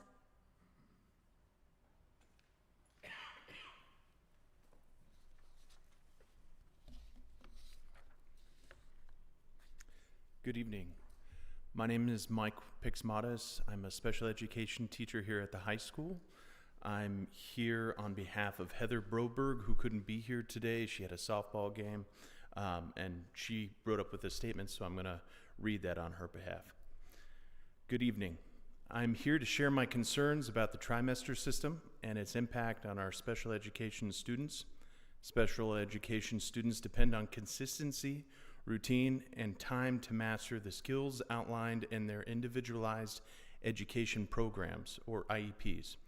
The trimester system, with its shortened instructional time and accelerated pacing, disrupts that stability. These students need repetition, reinforcement, and steady learning environments, things that are difficult to maintain when courses are condensed.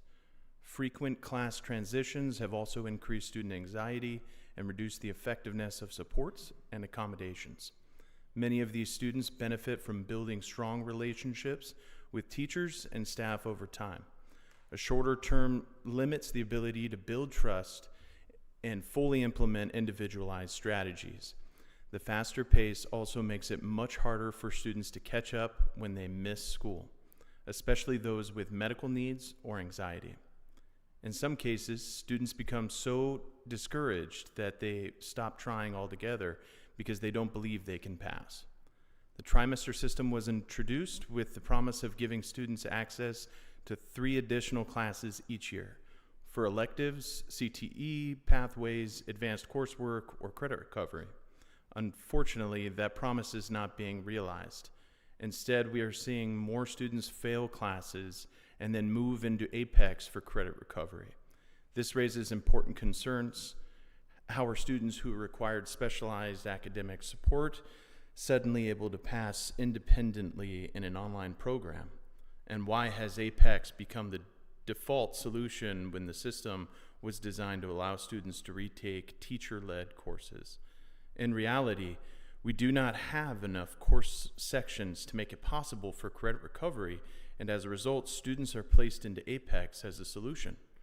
Scheduling challenges also impact students with IEPs. When a student progresses to a less restrictive setting, that should be a success worth celebrating. However, under the trimester system, making those schedule changes is often difficult due to limited course availability and overcrowded classes. This creates barriers instead of opportunities.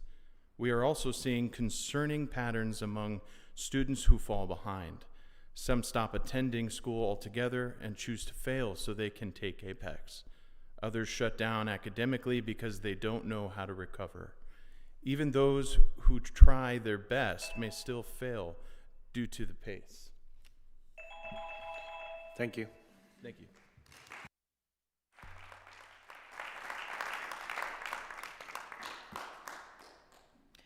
Arena Corey?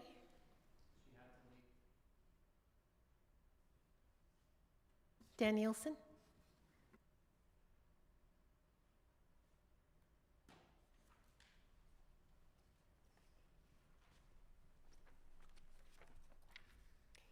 Good evening. I do not believe there is anything inherently wrong with the trimester schedule. However, I do believe that it is a bad fit for Fallbrook High School. I will explain this by contrasting FHS with Sage Creek High School, the primary model for our current schedule. I am hoping that my examination of the difference between the two schools will shed some light on why so many teachers are frustrated. Number one, Sage Creek High School typically has 71-minute periods. FHS typically has 61-minute periods. This difference of 10 minutes of actual classroom time accounts for over 9 hours per semester. Yes, we have WPT and Sage Creek does not. But what we gain in WPT does not make up for the difference of 9 hours lost. And that in part explains why so many teachers are feeling the strain of a faster instructional pace. Sage Creek High School has a low EL population. This is number two. A quick search of the internet shows that Sage Creek has only 2.3% of their student population classified as English learners. FHS is around 20%. I firmly believe that a semester schedule, maybe with a modified block, is a better fit for EL students. Number three, Sage Creek High School is in a school district that has two comprehensive high schools. Carlsbad High School is on a semester schedule. From what I've been able to gather online, it appears that students have a choice in which high school they attend based on their preference for a trimester or semester schedule. Currently, our district does not offer a semester-based option for families who feel that a trimester schedule may not be the best fit. Since the semester system is significantly more common than the trimester model, it makes sense to prioritize offering a schedule that aligns with what most schools use. Number four, it appears that Sage Creek High School was established in 2013 with the design of a semester schedule as the intention. That tells me a lot about why that school might be more successful with the trimester schedule. Specifically when I think about teachers, every teacher who works at Sage Creek chose trimester because that was the schedule from day one. It may be that those teachers operate differently from many of the teachers here. Teachers at Sage Creek may thrive in a schedule that emphasizes a faster pace, strong structure, broad student contact, and tight alignment. However, many of my colleagues and I are most effective in a system that allows for greater depth, sustained skill development over time, instructional flexibility, and meaningful relationship building with students. Number five, Sage Creek does not include an embedded study hall like WPT. Based on what I found in my research, schools that use a trimester schedule typically do not offer a built-in study hall. After examining a variety of school schedules, I have come to the conclusion that embedded study hall periods offered multiple days per week are generally incompatible with trimester systems and are more effective in schools that use a full or modified block schedule, which are found exclusively in semester schedules. Lastly, the CTE pathways offered at Sage Creek differ significantly from those at Fallbrook High School. For example, Sage Creek does not offer programs such as ROTC, FFA, and Transportation Technology. Well, these are well-established programs that FHS Thank you for your benefit from time. year-long instruction, which allows for deeper skill development. Thank you for your time. Heidi Foray.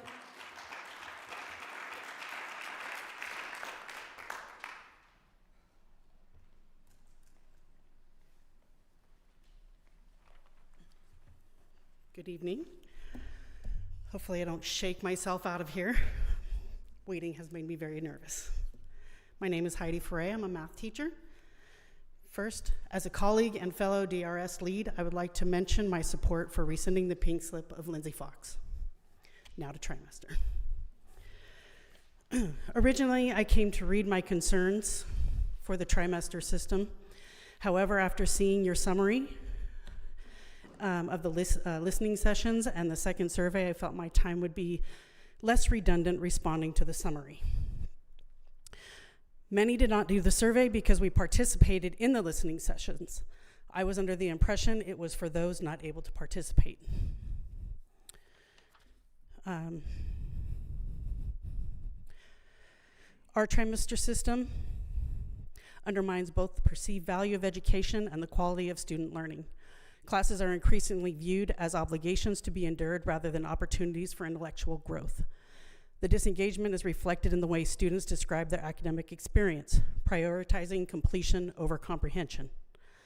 The structure of trimesters contributes to this issue by compressing coursework into shorter periods, encouraging a sense of urgency that often comes at the expense of depth, mastery, and genuine academic investment. In this way, the system inadvertently diminishes respect for education itself. Consistently building in less rigorous options for mediation leads to less effort in the traditional classroom. Students discuss this plainly and without shame. APEX is one of those options for retaking a course that is often completed preposterously fast with no integrity. A subject-specific teacher does not address the specific overwhelming issue. In response to the IM and biology solution idea, even putting 2 trimesters together, there is still the possibility of up to an 8-month learning gap between math courses or biology. Well, not biology, it's only 1 year.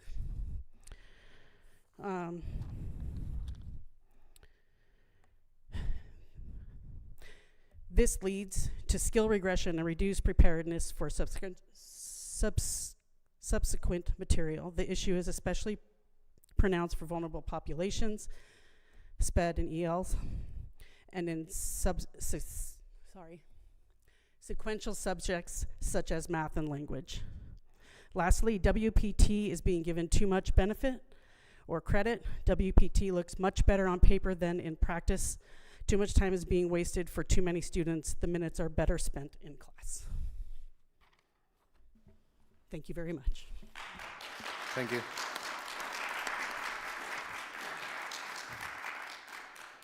Is there a presentation on this? Yes.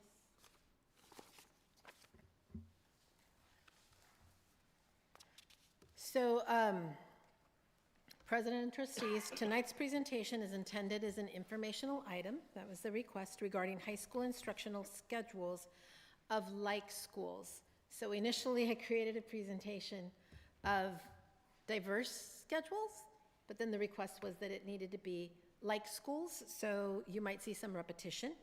As initiated by Trustee Christensen at the March board meeting. I want to begin with a key premise. The master schedule is one variable within a much larger educational system.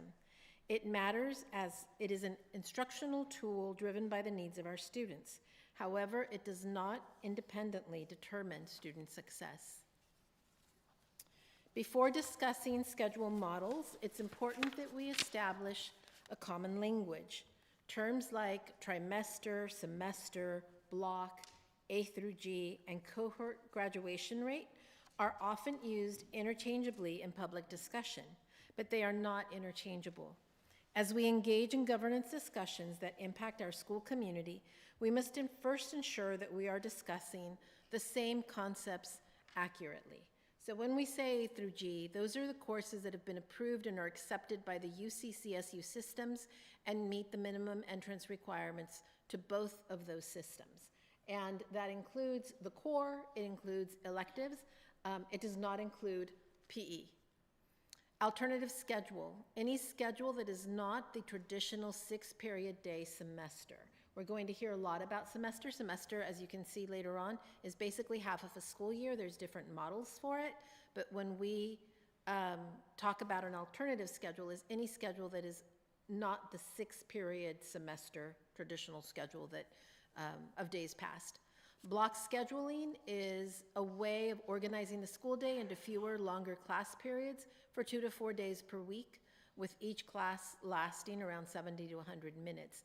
Cohort graduation rate, and this is important because our graduation rate is different from the cohort graduation rate.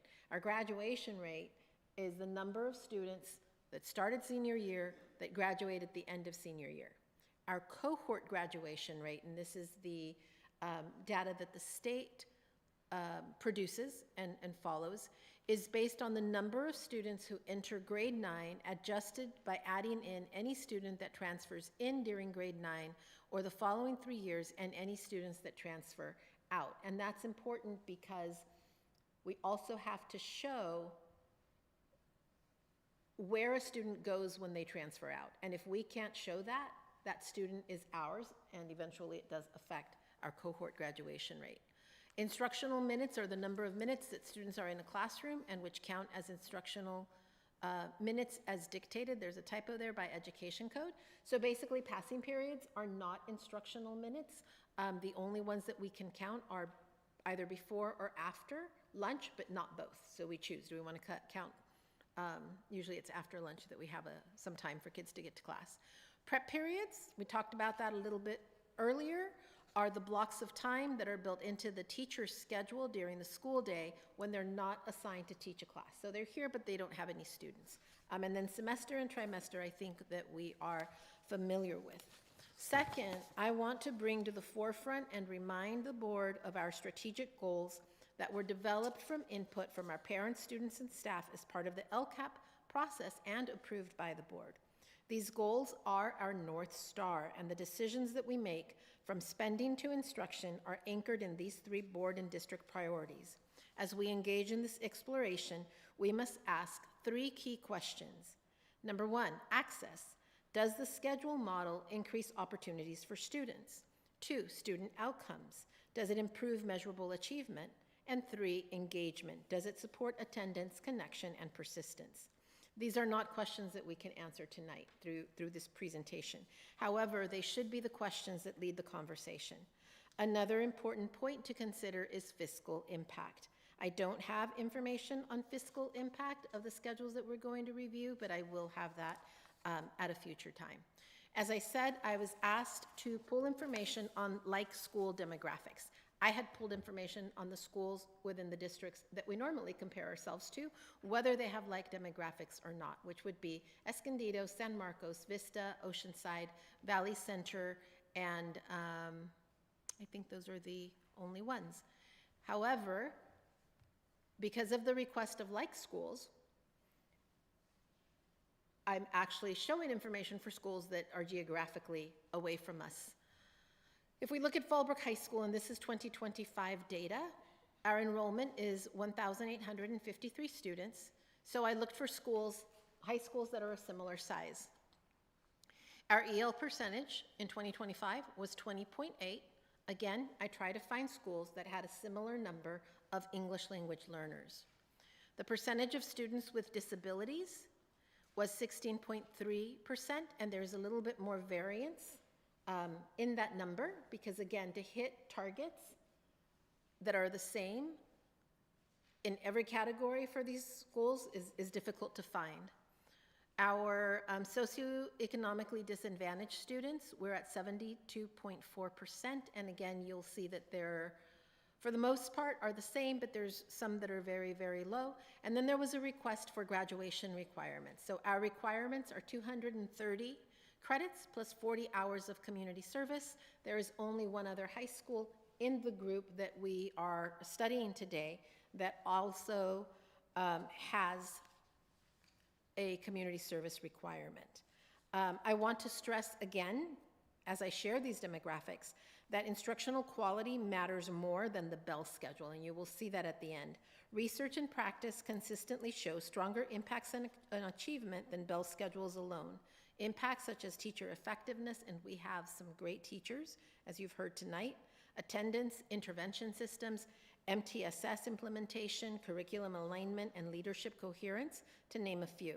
A schedule is simply a structure, and it is what happens inside that structure that matters more than the structure itself. These root variables are all things we looked at before transitioning to trimester, as not addressing these would risk disruption without improvement. The other set of schools are the ones listed here. Again, you'll notice similar demographics. San Isidro High School is the other high school that has a community service hour requirement. Rancho Buena Vista is not a like school. 8.3% of English language learners. However, it was a request of Trustee Christensen that I bring forward the schedule from Rancho Buena Vista, so it is included here, but that's what the asterisk stands for. As you can see, these tables show that Fallbrook and like schools serve a population with meaningful demographic complexity, including high percentages of socioeconomically disadvantaged students, English learners, and students with disabilities. This matters, and it's important because it demonstrates that successful districts use a variety of schedule models, as you will see tonight. There is no single best schedule universally adopted by high schools. So I'm going to start with the trimester. And again, I was asked, find a school on a trimester system that has our demographics. I believe there may be one in Northern California. I didn't have the time to pull that information, but that's difficult to do because every school is unique and a reflection of the greater community. One important point tonight is that trimester scheduling is not unusual or outdated. As you can see, multiple respected comprehensive schools currently operate on trimester. When implemented with fidelity, the trimester system can offer significant benefits, as can other schedules, for more course opportunities, faster credit recovery, more frequent student reset points, broader elective access, staffing, flexibility, and less long-time failure carryover. For many students, especially those who need intervention, recovery, or schedule flexibility, these are meaningful advantages. This is Julian Union High School's district schedule, which is one of the schools that we looked at. We didn't actually model our schedule after Sage Creek.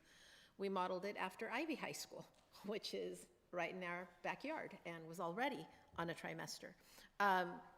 Yes, trimester has longer periods, the 76 minutes, 70 minutes, but this particular schedule doesn't have Warrior Pride Time or an advisory flex period, and I chose Julian only because it's also a small school, considerably smaller than ours, but nonetheless a small high school.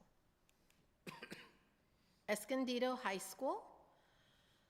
This is the schedule that they have. It is a semester, so 18-week courses with early release Mondays, and then a block schedule on Wednesdays and Thursdays. So on Wednesdays, students go to class, or to periods 2, 4, and 6. On Thursdays, they go to periods 1, 3, and 5.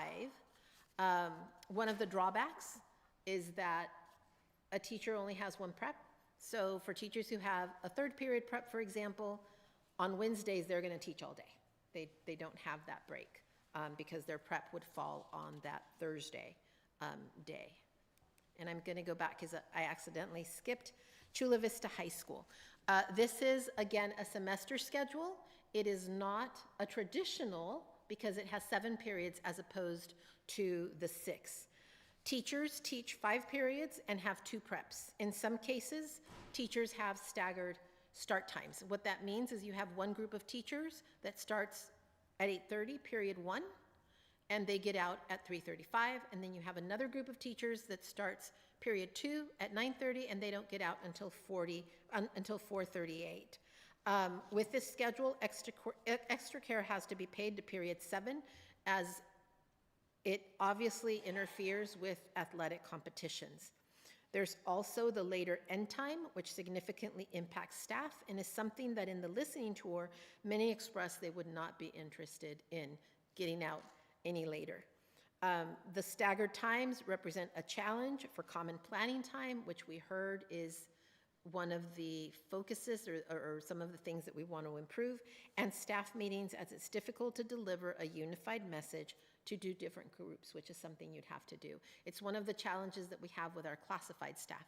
Classified staff have staggered start and end times, And it's very difficult to have a meeting where they're all present. And I'll skip Escondido, we already went over. What a block schedule offers is that extended time for project-based learning, because you've got that 90-minute period. Monte Vista High School in Grossmont Union High School District, and I did, when I first started some of this research, I thought, what is the quickest way? Let me just put something out to all superintendents. And many of them answered, and that's where I kind of started, and then when it moved to like schools, I changed it. The Grossmont Union High School district superintendent did let me know that this is the last year that her schools are on these schedules. They are moving to a 4x4 block, which I think we'll see next year, beginning next year. So again, a regular semester schedule, a 7-period day, except it ends at 3:30, very different from the Chula Vista one, but you'll notice that the class periods are shorter than what we're normally used to. So a semester, a regular 6-period semester, usually the classes are 54 to 56 minutes long. This one, they're only 50, again, because they're still getting out at 3:30, and to squeeze it all into 7 periods means less time for each period. Mount Miguel High School, also in Grossmont Union High School District, and again, very different from the schedule of the high school we just saw in the same district.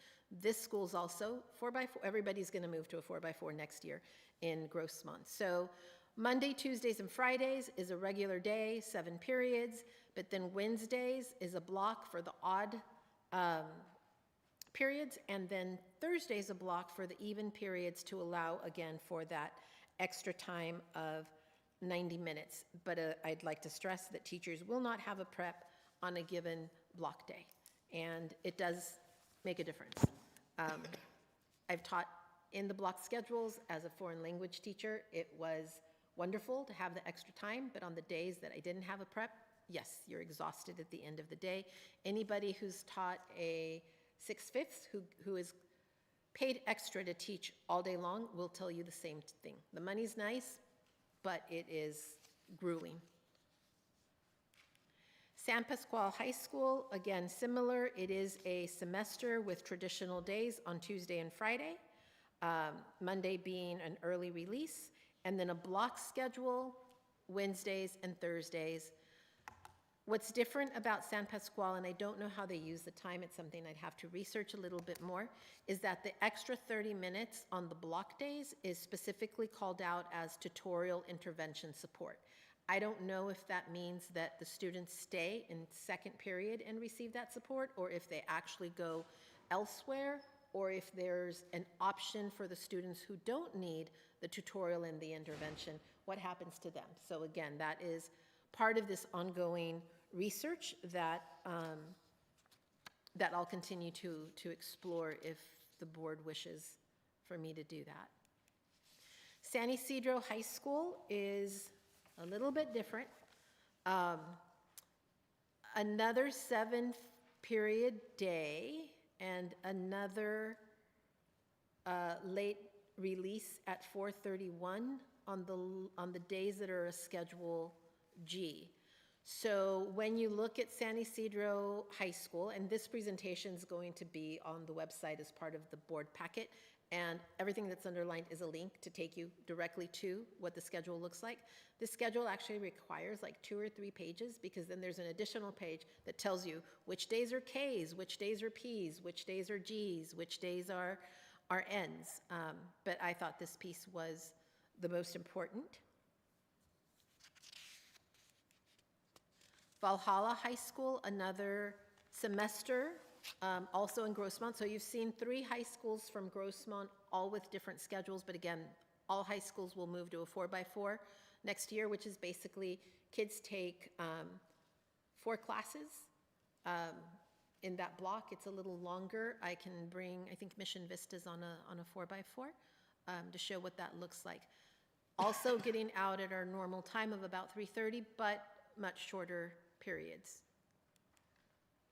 And then Vista High School is on A days and B days. So A days are period 1, 2, and 3, and 4, and then there's 5, 6, which says flex. Need to do a little bit research on what that means. 7 in period 8, but then Tuesday through Friday are actual block days. So kids don't go to every class, they only go to some of those classes, and that's where you see that 4x4. So 4 classes on the A day and 4 classes on the B day. You do that twice a week, and then the additional day, in this case being Monday, it looks a little bit different to keep it equal. What some schools do is that extra day, the equal day, might rotate. So that way, every block gets the same amount of time over the year. And then, as I said, RBV is not a school that is similar to ours. However, it was a special request by Trustee Christensen that I bring this schedule forward, as we do have a teacher, I believe, that worked at RBV and is very familiar with the schedule and spoke highly of it.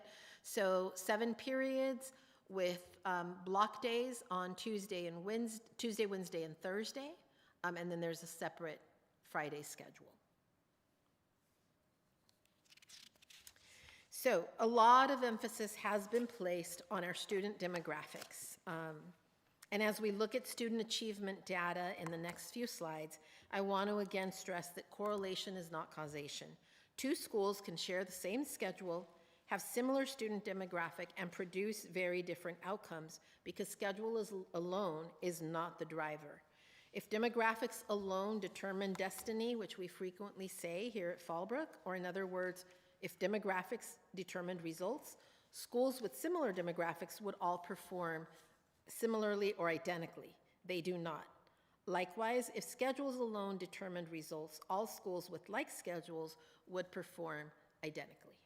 And I do want to point out, because as I was pulling this, I'm very proud of the fact that we are scoring just about the same in English language arts proficiency as Rancho Buena Vista High School as RBV, when our English language learner population is close to 21% and theirs is only at 8%. I wish we were doing the same in math as RBV. But here are the CASP math scores. So again, I put Fallbrook first, all the schools that are like us, and all of them have a different schedule. So just to stress that the schedule isn't the only driver of student outcomes. College Career Readiness Indicator. Again, Fallbrook High School is one of the top schools. We are doing some great things when it comes to CTE and when it comes through A through G, because that's how you can meet College and Career Readiness Indicator. And the cohort graduation rate. So here there are much more similarities, I would say. The cohort graduation rate is in the 86th percentile, but again, I want to stress that is not the graduation rate. The graduation rate year per year is much higher. And I know that there was a request to look at some of this information in the future, so if what the board would like is to look at past years, I believe that was the request, Mr. Caralampio, to see how we've improved. That's something I can do at a future meeting. Again, as we continue to engage in this exploration and discussion, I recommend that our structured reviews focus on a wide range of variables, many of which we touched on tonight. As I mentioned earlier, in my previous report, we're not dismissing concerns. Rather, we are committed to addressing them responsibly. In closing, schedule conversations, just like some of the conversations we had earlier about staffing, often become emotional because everyone experiences school personally. Governance requires more than personal memory and emotion. The question is, as we continue with these discussions and explorations, what structure best serves our students, given our actual data, staffing realities, and strategic goals? Any questions? I do. Scheduling seems to be a conflict, especially with incomplete schedules, which brings down student-teacher rapport and pacing of lessons. I've noticed that Mr. Jones and Mr. Christensen have had their request answered, but I still haven't received mine. I still haven't received the percentage of how many schedules are full when Aries goes live. When I hear parents or teachers talking about less time with students and not building that rapport, having incomplete schedules is something that I believe affects that and makes that even worse. So I apologize if there was a misunderstanding, but I believe I explained in a meeting between the two of us that that's data that we can't pull, because once we change a student's schedule, so once we fix the holes don't appear. But what we agreed upon is that I would pull that data on the first day of 26-27 because the holes are there. But I can't go in the past in the system to pull the schedules as they were on the first day. But we are going to give you that information for 26-27. Because once you change it, then it pulls that data. Thank you. I have a few questions. Kind of going off of what you're talking about, listening to teachers and students, parents. I think I've spent more time in the last couple of months listening to community members and their concerns with the trimester system. And as you said, that the instructional quality kind of overrides the Bell schedule. And we're looking at a lot of details of all your slides. And a lot of them are for schools that are in similar, say, demographics. And I don't believe it is a 100% demographics problem. I'm looking at the English language, the disabilities, the socioeconomic disadvantage. All of those are factors that play into our testing scores. I don't see where we stand amongst the list of trimester schools. Julian, which you said is a much smaller school district. Sage Creek, which is a much significantly different demographic. Poway as well. Del Norte and Mount Carmel are all significantly different demographics. English language learners, disabilities, and socioeconomic disadvantaged. Wildly different than where we're at. And what I hear is the Bell schedule shouldn't matter as much as the instructional quality, which I agree with. But when I listen to community and students and parents complaining about the pace, the remedial training, APEX, the long list that everybody's gone through of their concerns for the trimester, what tells me is that we could be doing better if our community was under a Bell schedule that was more supportive of the teachers and the students and the demographics. So my concern is that it looks like we're doing fine based on last year's state testing in comparison to those schools. And I agree that the Bell schedule should not matter significantly. We have a lot of really great teachers and a lot of great students that are learning a lot and applying that. And at what cost, where we could be based on a better Bell schedule that fits where we're at.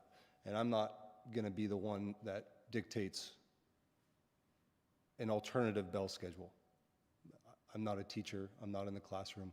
I'm a parent and a community member, and I know the struggles that I have in my own home and with family or friends that attend the school. I'm curious what the teachers and the students and the parents, what their idea of the alternative schedule would be. I know their concerns were a lot about the promises or the expectations that were made with the trimester system and the WPT and all that.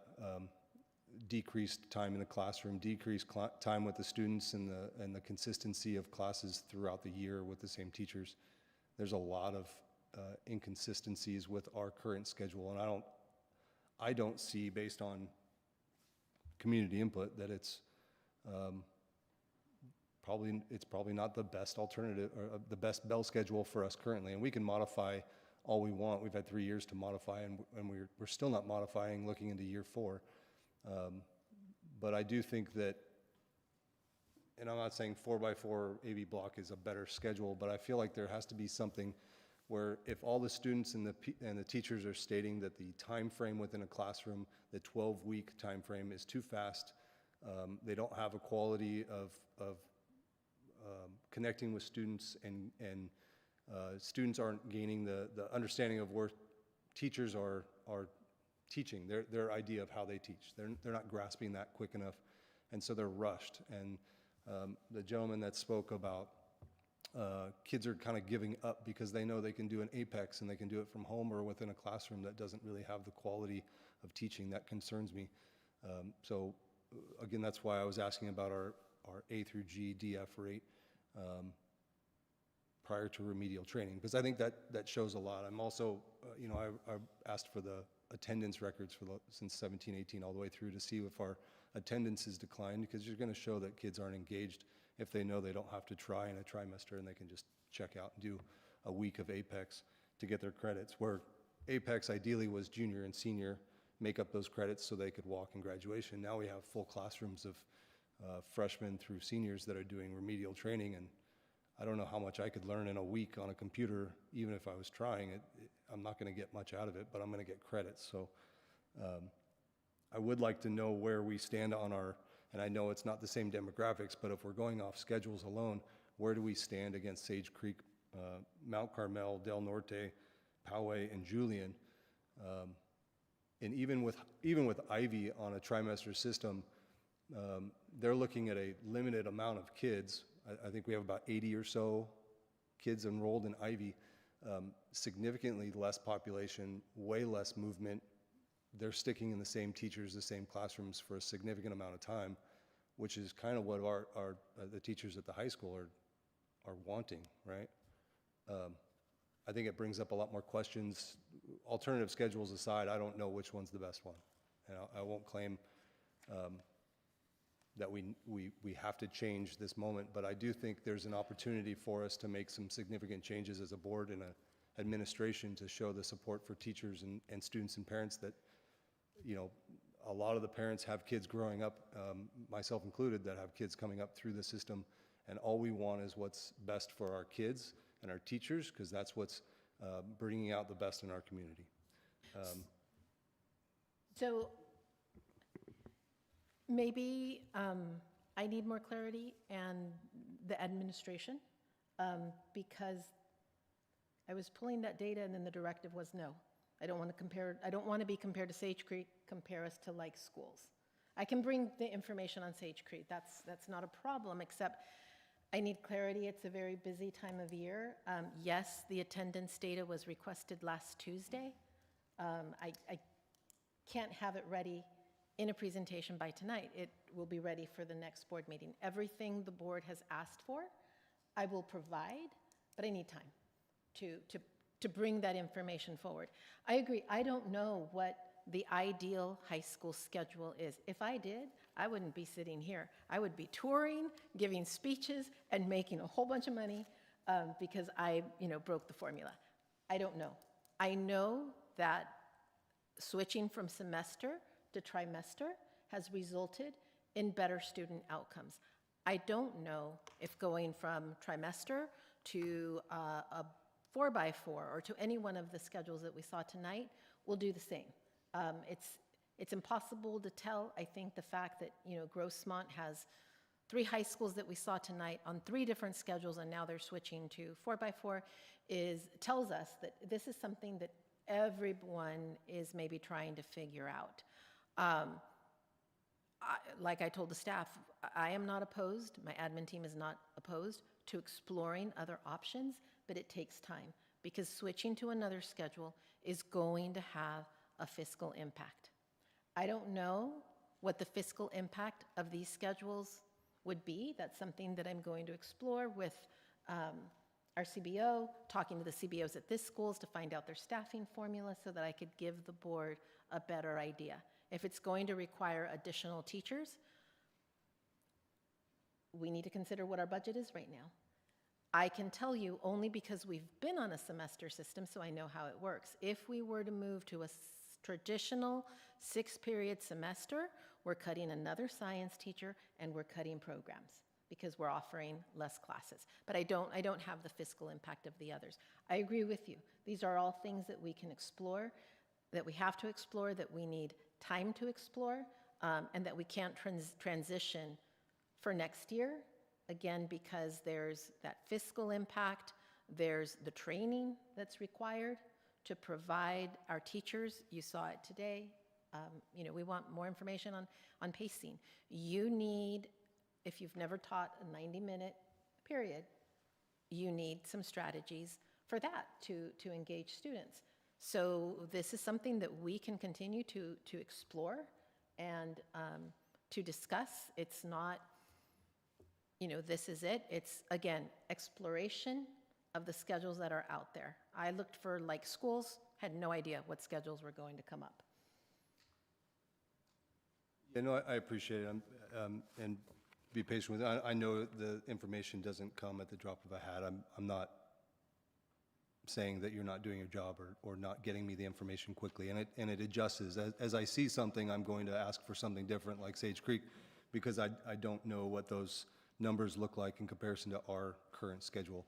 And I want the board to ask for those things, because if it ever comes to a board vote, I want you to make a decision based on facts, not a decision based on emotion. So moving forward, I think there's a lot of work to do in regards to getting some information and meeting with staff and finding out what the best alternatives might be.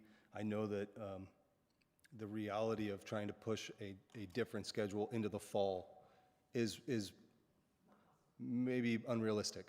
However, I don't know the counseling department and the ability for Aries. We've talked about Aries is not being utilized to the extent that we probably could, but maybe finding out what those possibilities are of creating master schedules through Aries, through the proper training.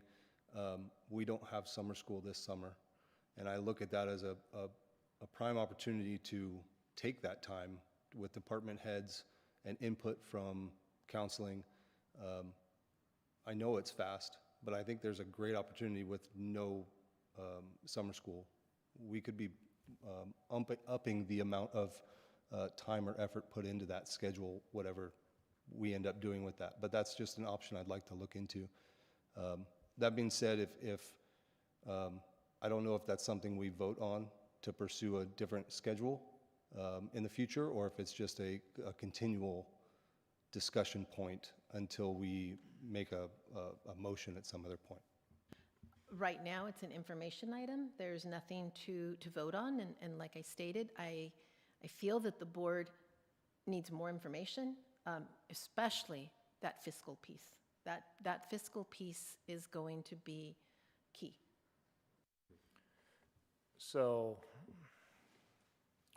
yeah, a lot of work, a lot of information to digest here. A couple things I want to just say. I have also talked to a wide variety of teachers, administrators, students, and I will say emphatically, everybody says the right thing. We want to do what's right for kids, and I think that's really important. It is clear that there are a lot of problems with trimester. Some of them are technical, some of them are scheduling, some of them are maybe things weren't communicated correctly. 100% not dismissing any of that. I will also say there are people I've heard from, including students, who like what they do in trimester. So please don't think that this is like 100% of people hate it. There are students that like the electives, that they're able to get the wide variety. And obviously we're hearing a lot of people that are having the opposite experience. So I have also heard when people talk about alternatives, there's no consensus. In fact, there's the opposite. I'm hearing a lot of people say, whatever we do, I don't want that. Or I did that and that won't work here. So this is a challenging thing because certainly, and Paul, you're 100% right. I'm not a teacher, never was, don't pretend to be. This is way at a level that the board shouldn't be at. I'm hopeful that, and well, I know a lot of people are hearing the message. I think it would be a horrible idea, nobody's suggesting this, to try to ram this through for next school year. It won't work.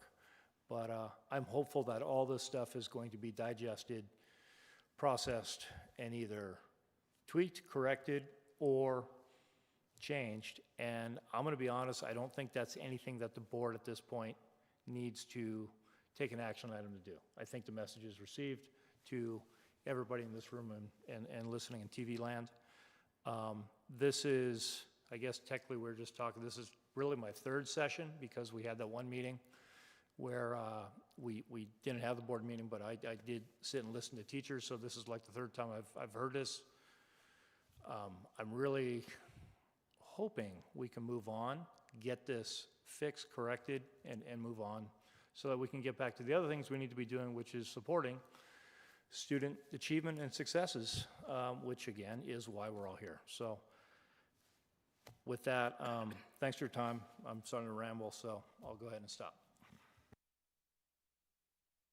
Just my last point, if you can get that information duly timed, I understand, but the info on the trimester school scores for the schools that were on that list for their state scores, and then even a bigger question of the fiscal impact. I know that's a broad, you don't have anything going on, right, Brenda? I know that's a broad request of what that impact would look like. And that might take us some time, but I would be curious of that. And I think just moving forward, gathering that information, if on the next board meeting, we get that information and we need an action item, we can add an action item to kind of vote as a board to pursue closer or more in regards to it if there is a fiscal impact or whatnot. But it's showing the due diligence for teachers, students, parents, the community. I'd like to continue to move forward with more information and hearing public input. No, absolutely. I have my list for the next board meeting of what that presentation is going to look like. I think I shared it with all of you just in the different meetings that we had. I didn't say this, but I truly appreciate that all of you made the time to meet individually with me, because this isn't something that you can fully understand in one board meeting, especially when the item comes later in the agenda. So I am going to bring forward the attendance rates, the information on Apex, the Ds and F, the college going rate for high school, and I know that there were 2 items that you asked for, Trustee Caralampio, one of them being what we talked about, the holes in the schedules. The other one is sitting on my desk. I didn't put it in my journal, but I do have that request as well. That will all be brought forward. The information comparing the Sage Creek and all of those, I could send that in the Friday letter because I could pull it from DataQuest. It's public information. Do we know, I know Aries is a challenging aspect, but do we know if Aries does snapshots of grades or schedules through the year that identify like like if there's you create a master schedule? Yes, that we can do. It's just snapshot. the schedule, the actual student schedule is the one that isn't saved, but grades are definitely saved because we need those records. So we would pull them by trimester. And but those grades are per student or not class? I'm just trying to differentiate between, maybe I'm confused, but is there a snapshot that shows like this was the original master schedule, now we adjusted it to, like we created a copy and now we have a new master schedule that we've filled in those holes that you said? Is there a snapshot of that? No, there is, if we're talking grades, I could pull grades by students, I could pull grades by grade level, we can pull grades by teacher to show, so the grades can be pulled in a variety of ways. The holes in the master schedule, we can't. Like I said, I did put a call in to Sage Creek. Someone else said you need to call so-and-so, who gave me the name of an Aries expert. Sage Creek is actually going through the same issues of not being able to link courses and having some trouble with the master schedule because everybody who was there when the school opened left, so there was no institutional knowledge, and the principal's trying to figure out how do you create the master schedule. He gave me the name of an Aries expert in trimester who is now going to begin working with us as well to, again, do that coding or whatever you need to do on the back end to get it to make it easier for us to create a schedule that actually meets the needs of all of our students. So we're hoping that that will be a big improvement this year. I want to make sure that I'm not asking in the future the same question. Oscar's request was the master schedules, like the holes within, not the grades, but the holes within of where we need to plug students in, where they're like, well, I don't want that class, but they're just plugged in, or is that?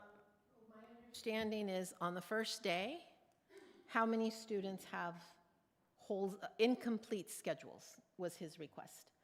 Because the kids who, oh, I got forensics and I wanted ag, their schedule's full.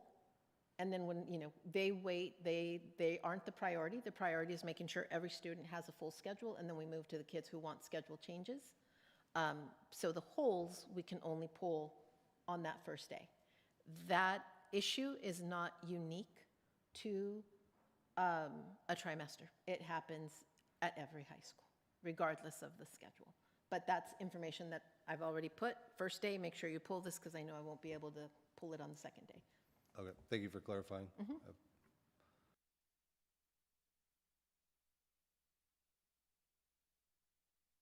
Any other comments or questions?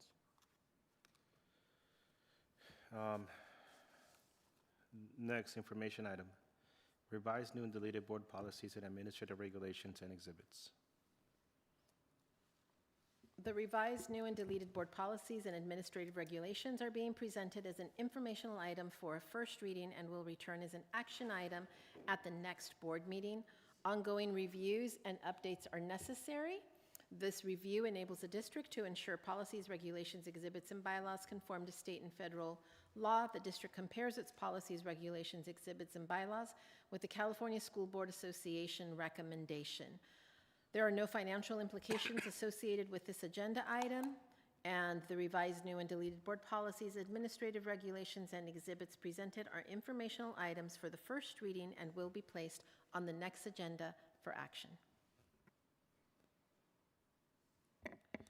Thank you. Next, action item, revised, new, and deleted board policies and administrative regulation and exhibits. Can I get a motion? I'll go ahead and motion that we approve the revised new and deleted board policies and administrative regulations and exhibits as presented. I'll second. Okay, moved by Mr. Jones, second by Ms. Rodarte. Comments or questions? Student board reps are not here. Mr. Carampio votes aye. Mr. Christensen? Aye. Mr. Haskell? Aye. Mr. Jones? Aye. And Ms. Rodarte. Aye. Next, action item, declaration of need for fully qualified educators. I'll move that the board approve the declaration of need for fully qualified educators as presented. Second. Thank you. Comments or questions? Just looking at the graph that you put on there, it shows that it's, I don't know where I put my note. The need is for the 3 teachers, is that right? 6 teachers. Are these needs for new teachers or just requalifying? This is just an estimated number of emergency permits, limited assignment, and internship credentials. So for example, we have a counseling opening right now. If that person isn't done with their credential, they might need an internship. I don't believe, we've interviewed for a speech and language pathologist, the same thing, if they're not fully credentialed. We do not expect to need 6 teachers. We put the same number in every single year just to cover all of our bases. So the need for 1 science of biological sciences and 1 science of chemistry? It's just what we do every year. It's Okay. not that that's where our needs are. Gotcha, thank you. Thank you. Anything else? No. Student board reps are not here. Mr. Carampio votes aye. Mr. Christensen? Aye. Mr. Haskell? Aye. Mr. Jones? Aye. And Ms. Rodarte. Aye. Next, approve the second amendment to the 2025-2029 Superintendent Employment Agreement. I move that the board approve the second amendment to the 2025-2029 Superintendent Employment Agreement as presented. Second. Thank you. Comments or questions? Just clarifying, this is the This is- 65 to 67 age change? Yes, this is the item that we brought forward. You'll see the next one as well, where we're changing the language to align with both the classified and the certificated collective bargaining agreement that states 65 years of age, but because there's been so much talk that that age may change to 67, we've changed all of our contracts to just read I believe it's Medicare eligible. And that way the age, if it changes, we don't have to come back and change everybody's contracts. Thank you. Thank you. Any other comments or questions? Student board reps not here. Carampio votes aye. Mr. Christensen? Aye. Mr. Haskell? Aye. Mr. Jones? Aye. Ms. Rodarte? Aye. Next, action item. Approve the amendment to the 2024-2027 Chief Business Officer Employment Agreement. May I get a motion? I'll motion that we approve the amendment to the 2024 to 2027 CBO Employment Agreement as presented. I'll second. All right, thank you. Moved by Mr. Jones, second by Mr. Haskell. Comments or questions? Again, same language as previously reviewed. Thank you. Student board reps are not here. Mr. Carampio votes aye. Mr. Christensen? Aye. Mr. Haskell? Aye. Mr. Jones? Aye. Ms. Rodarte? Aye. Next, action item, resolution number 13-2526, Day of the Teacher.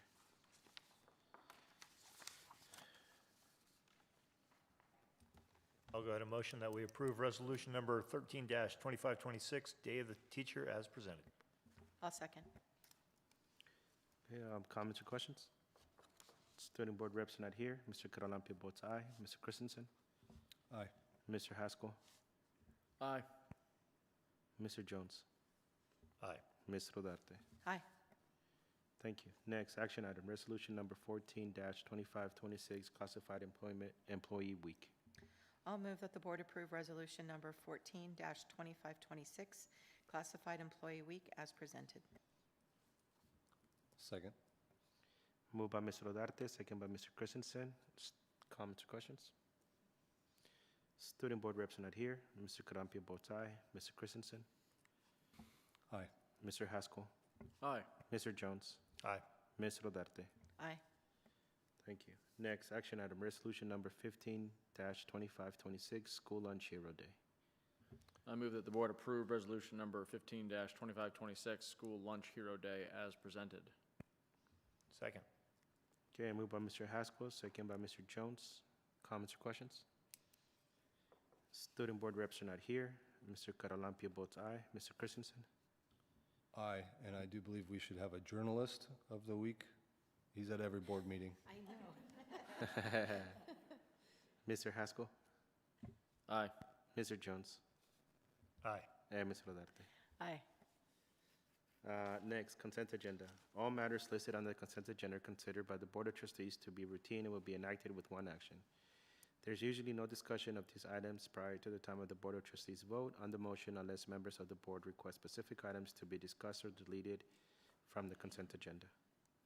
Action item, approval of consent agenda. I'll move that the board approve the consent agenda as presented. Second. Moved by Mr. Haskell, moved by Ms. Rodarte, second by Mr. Haskell. Comments or questions? Student board reps are not here. Mr. Carampio votes aye. Mr. Christensen? Aye. Mr. Haskell? Aye. Mr. Jones? Aye. Ms. Rodarte? Aye. Organizational matters. This is the appropriate place in the agenda for members of the board to request the superintendent provide further information regarding items discussed at this meeting and/or request that new items of business be placed on future agendas. Any organizational matters? I think we've been doing that. I don't know if we have enough meetings left in the year. We good? Okay, next, date and time of next meeting. The next regular meeting of the Board of Trustees will be held on May 13th, 2026 at 4:30 p.m. in the Bob Burton Performing Arts Center. Adjournment.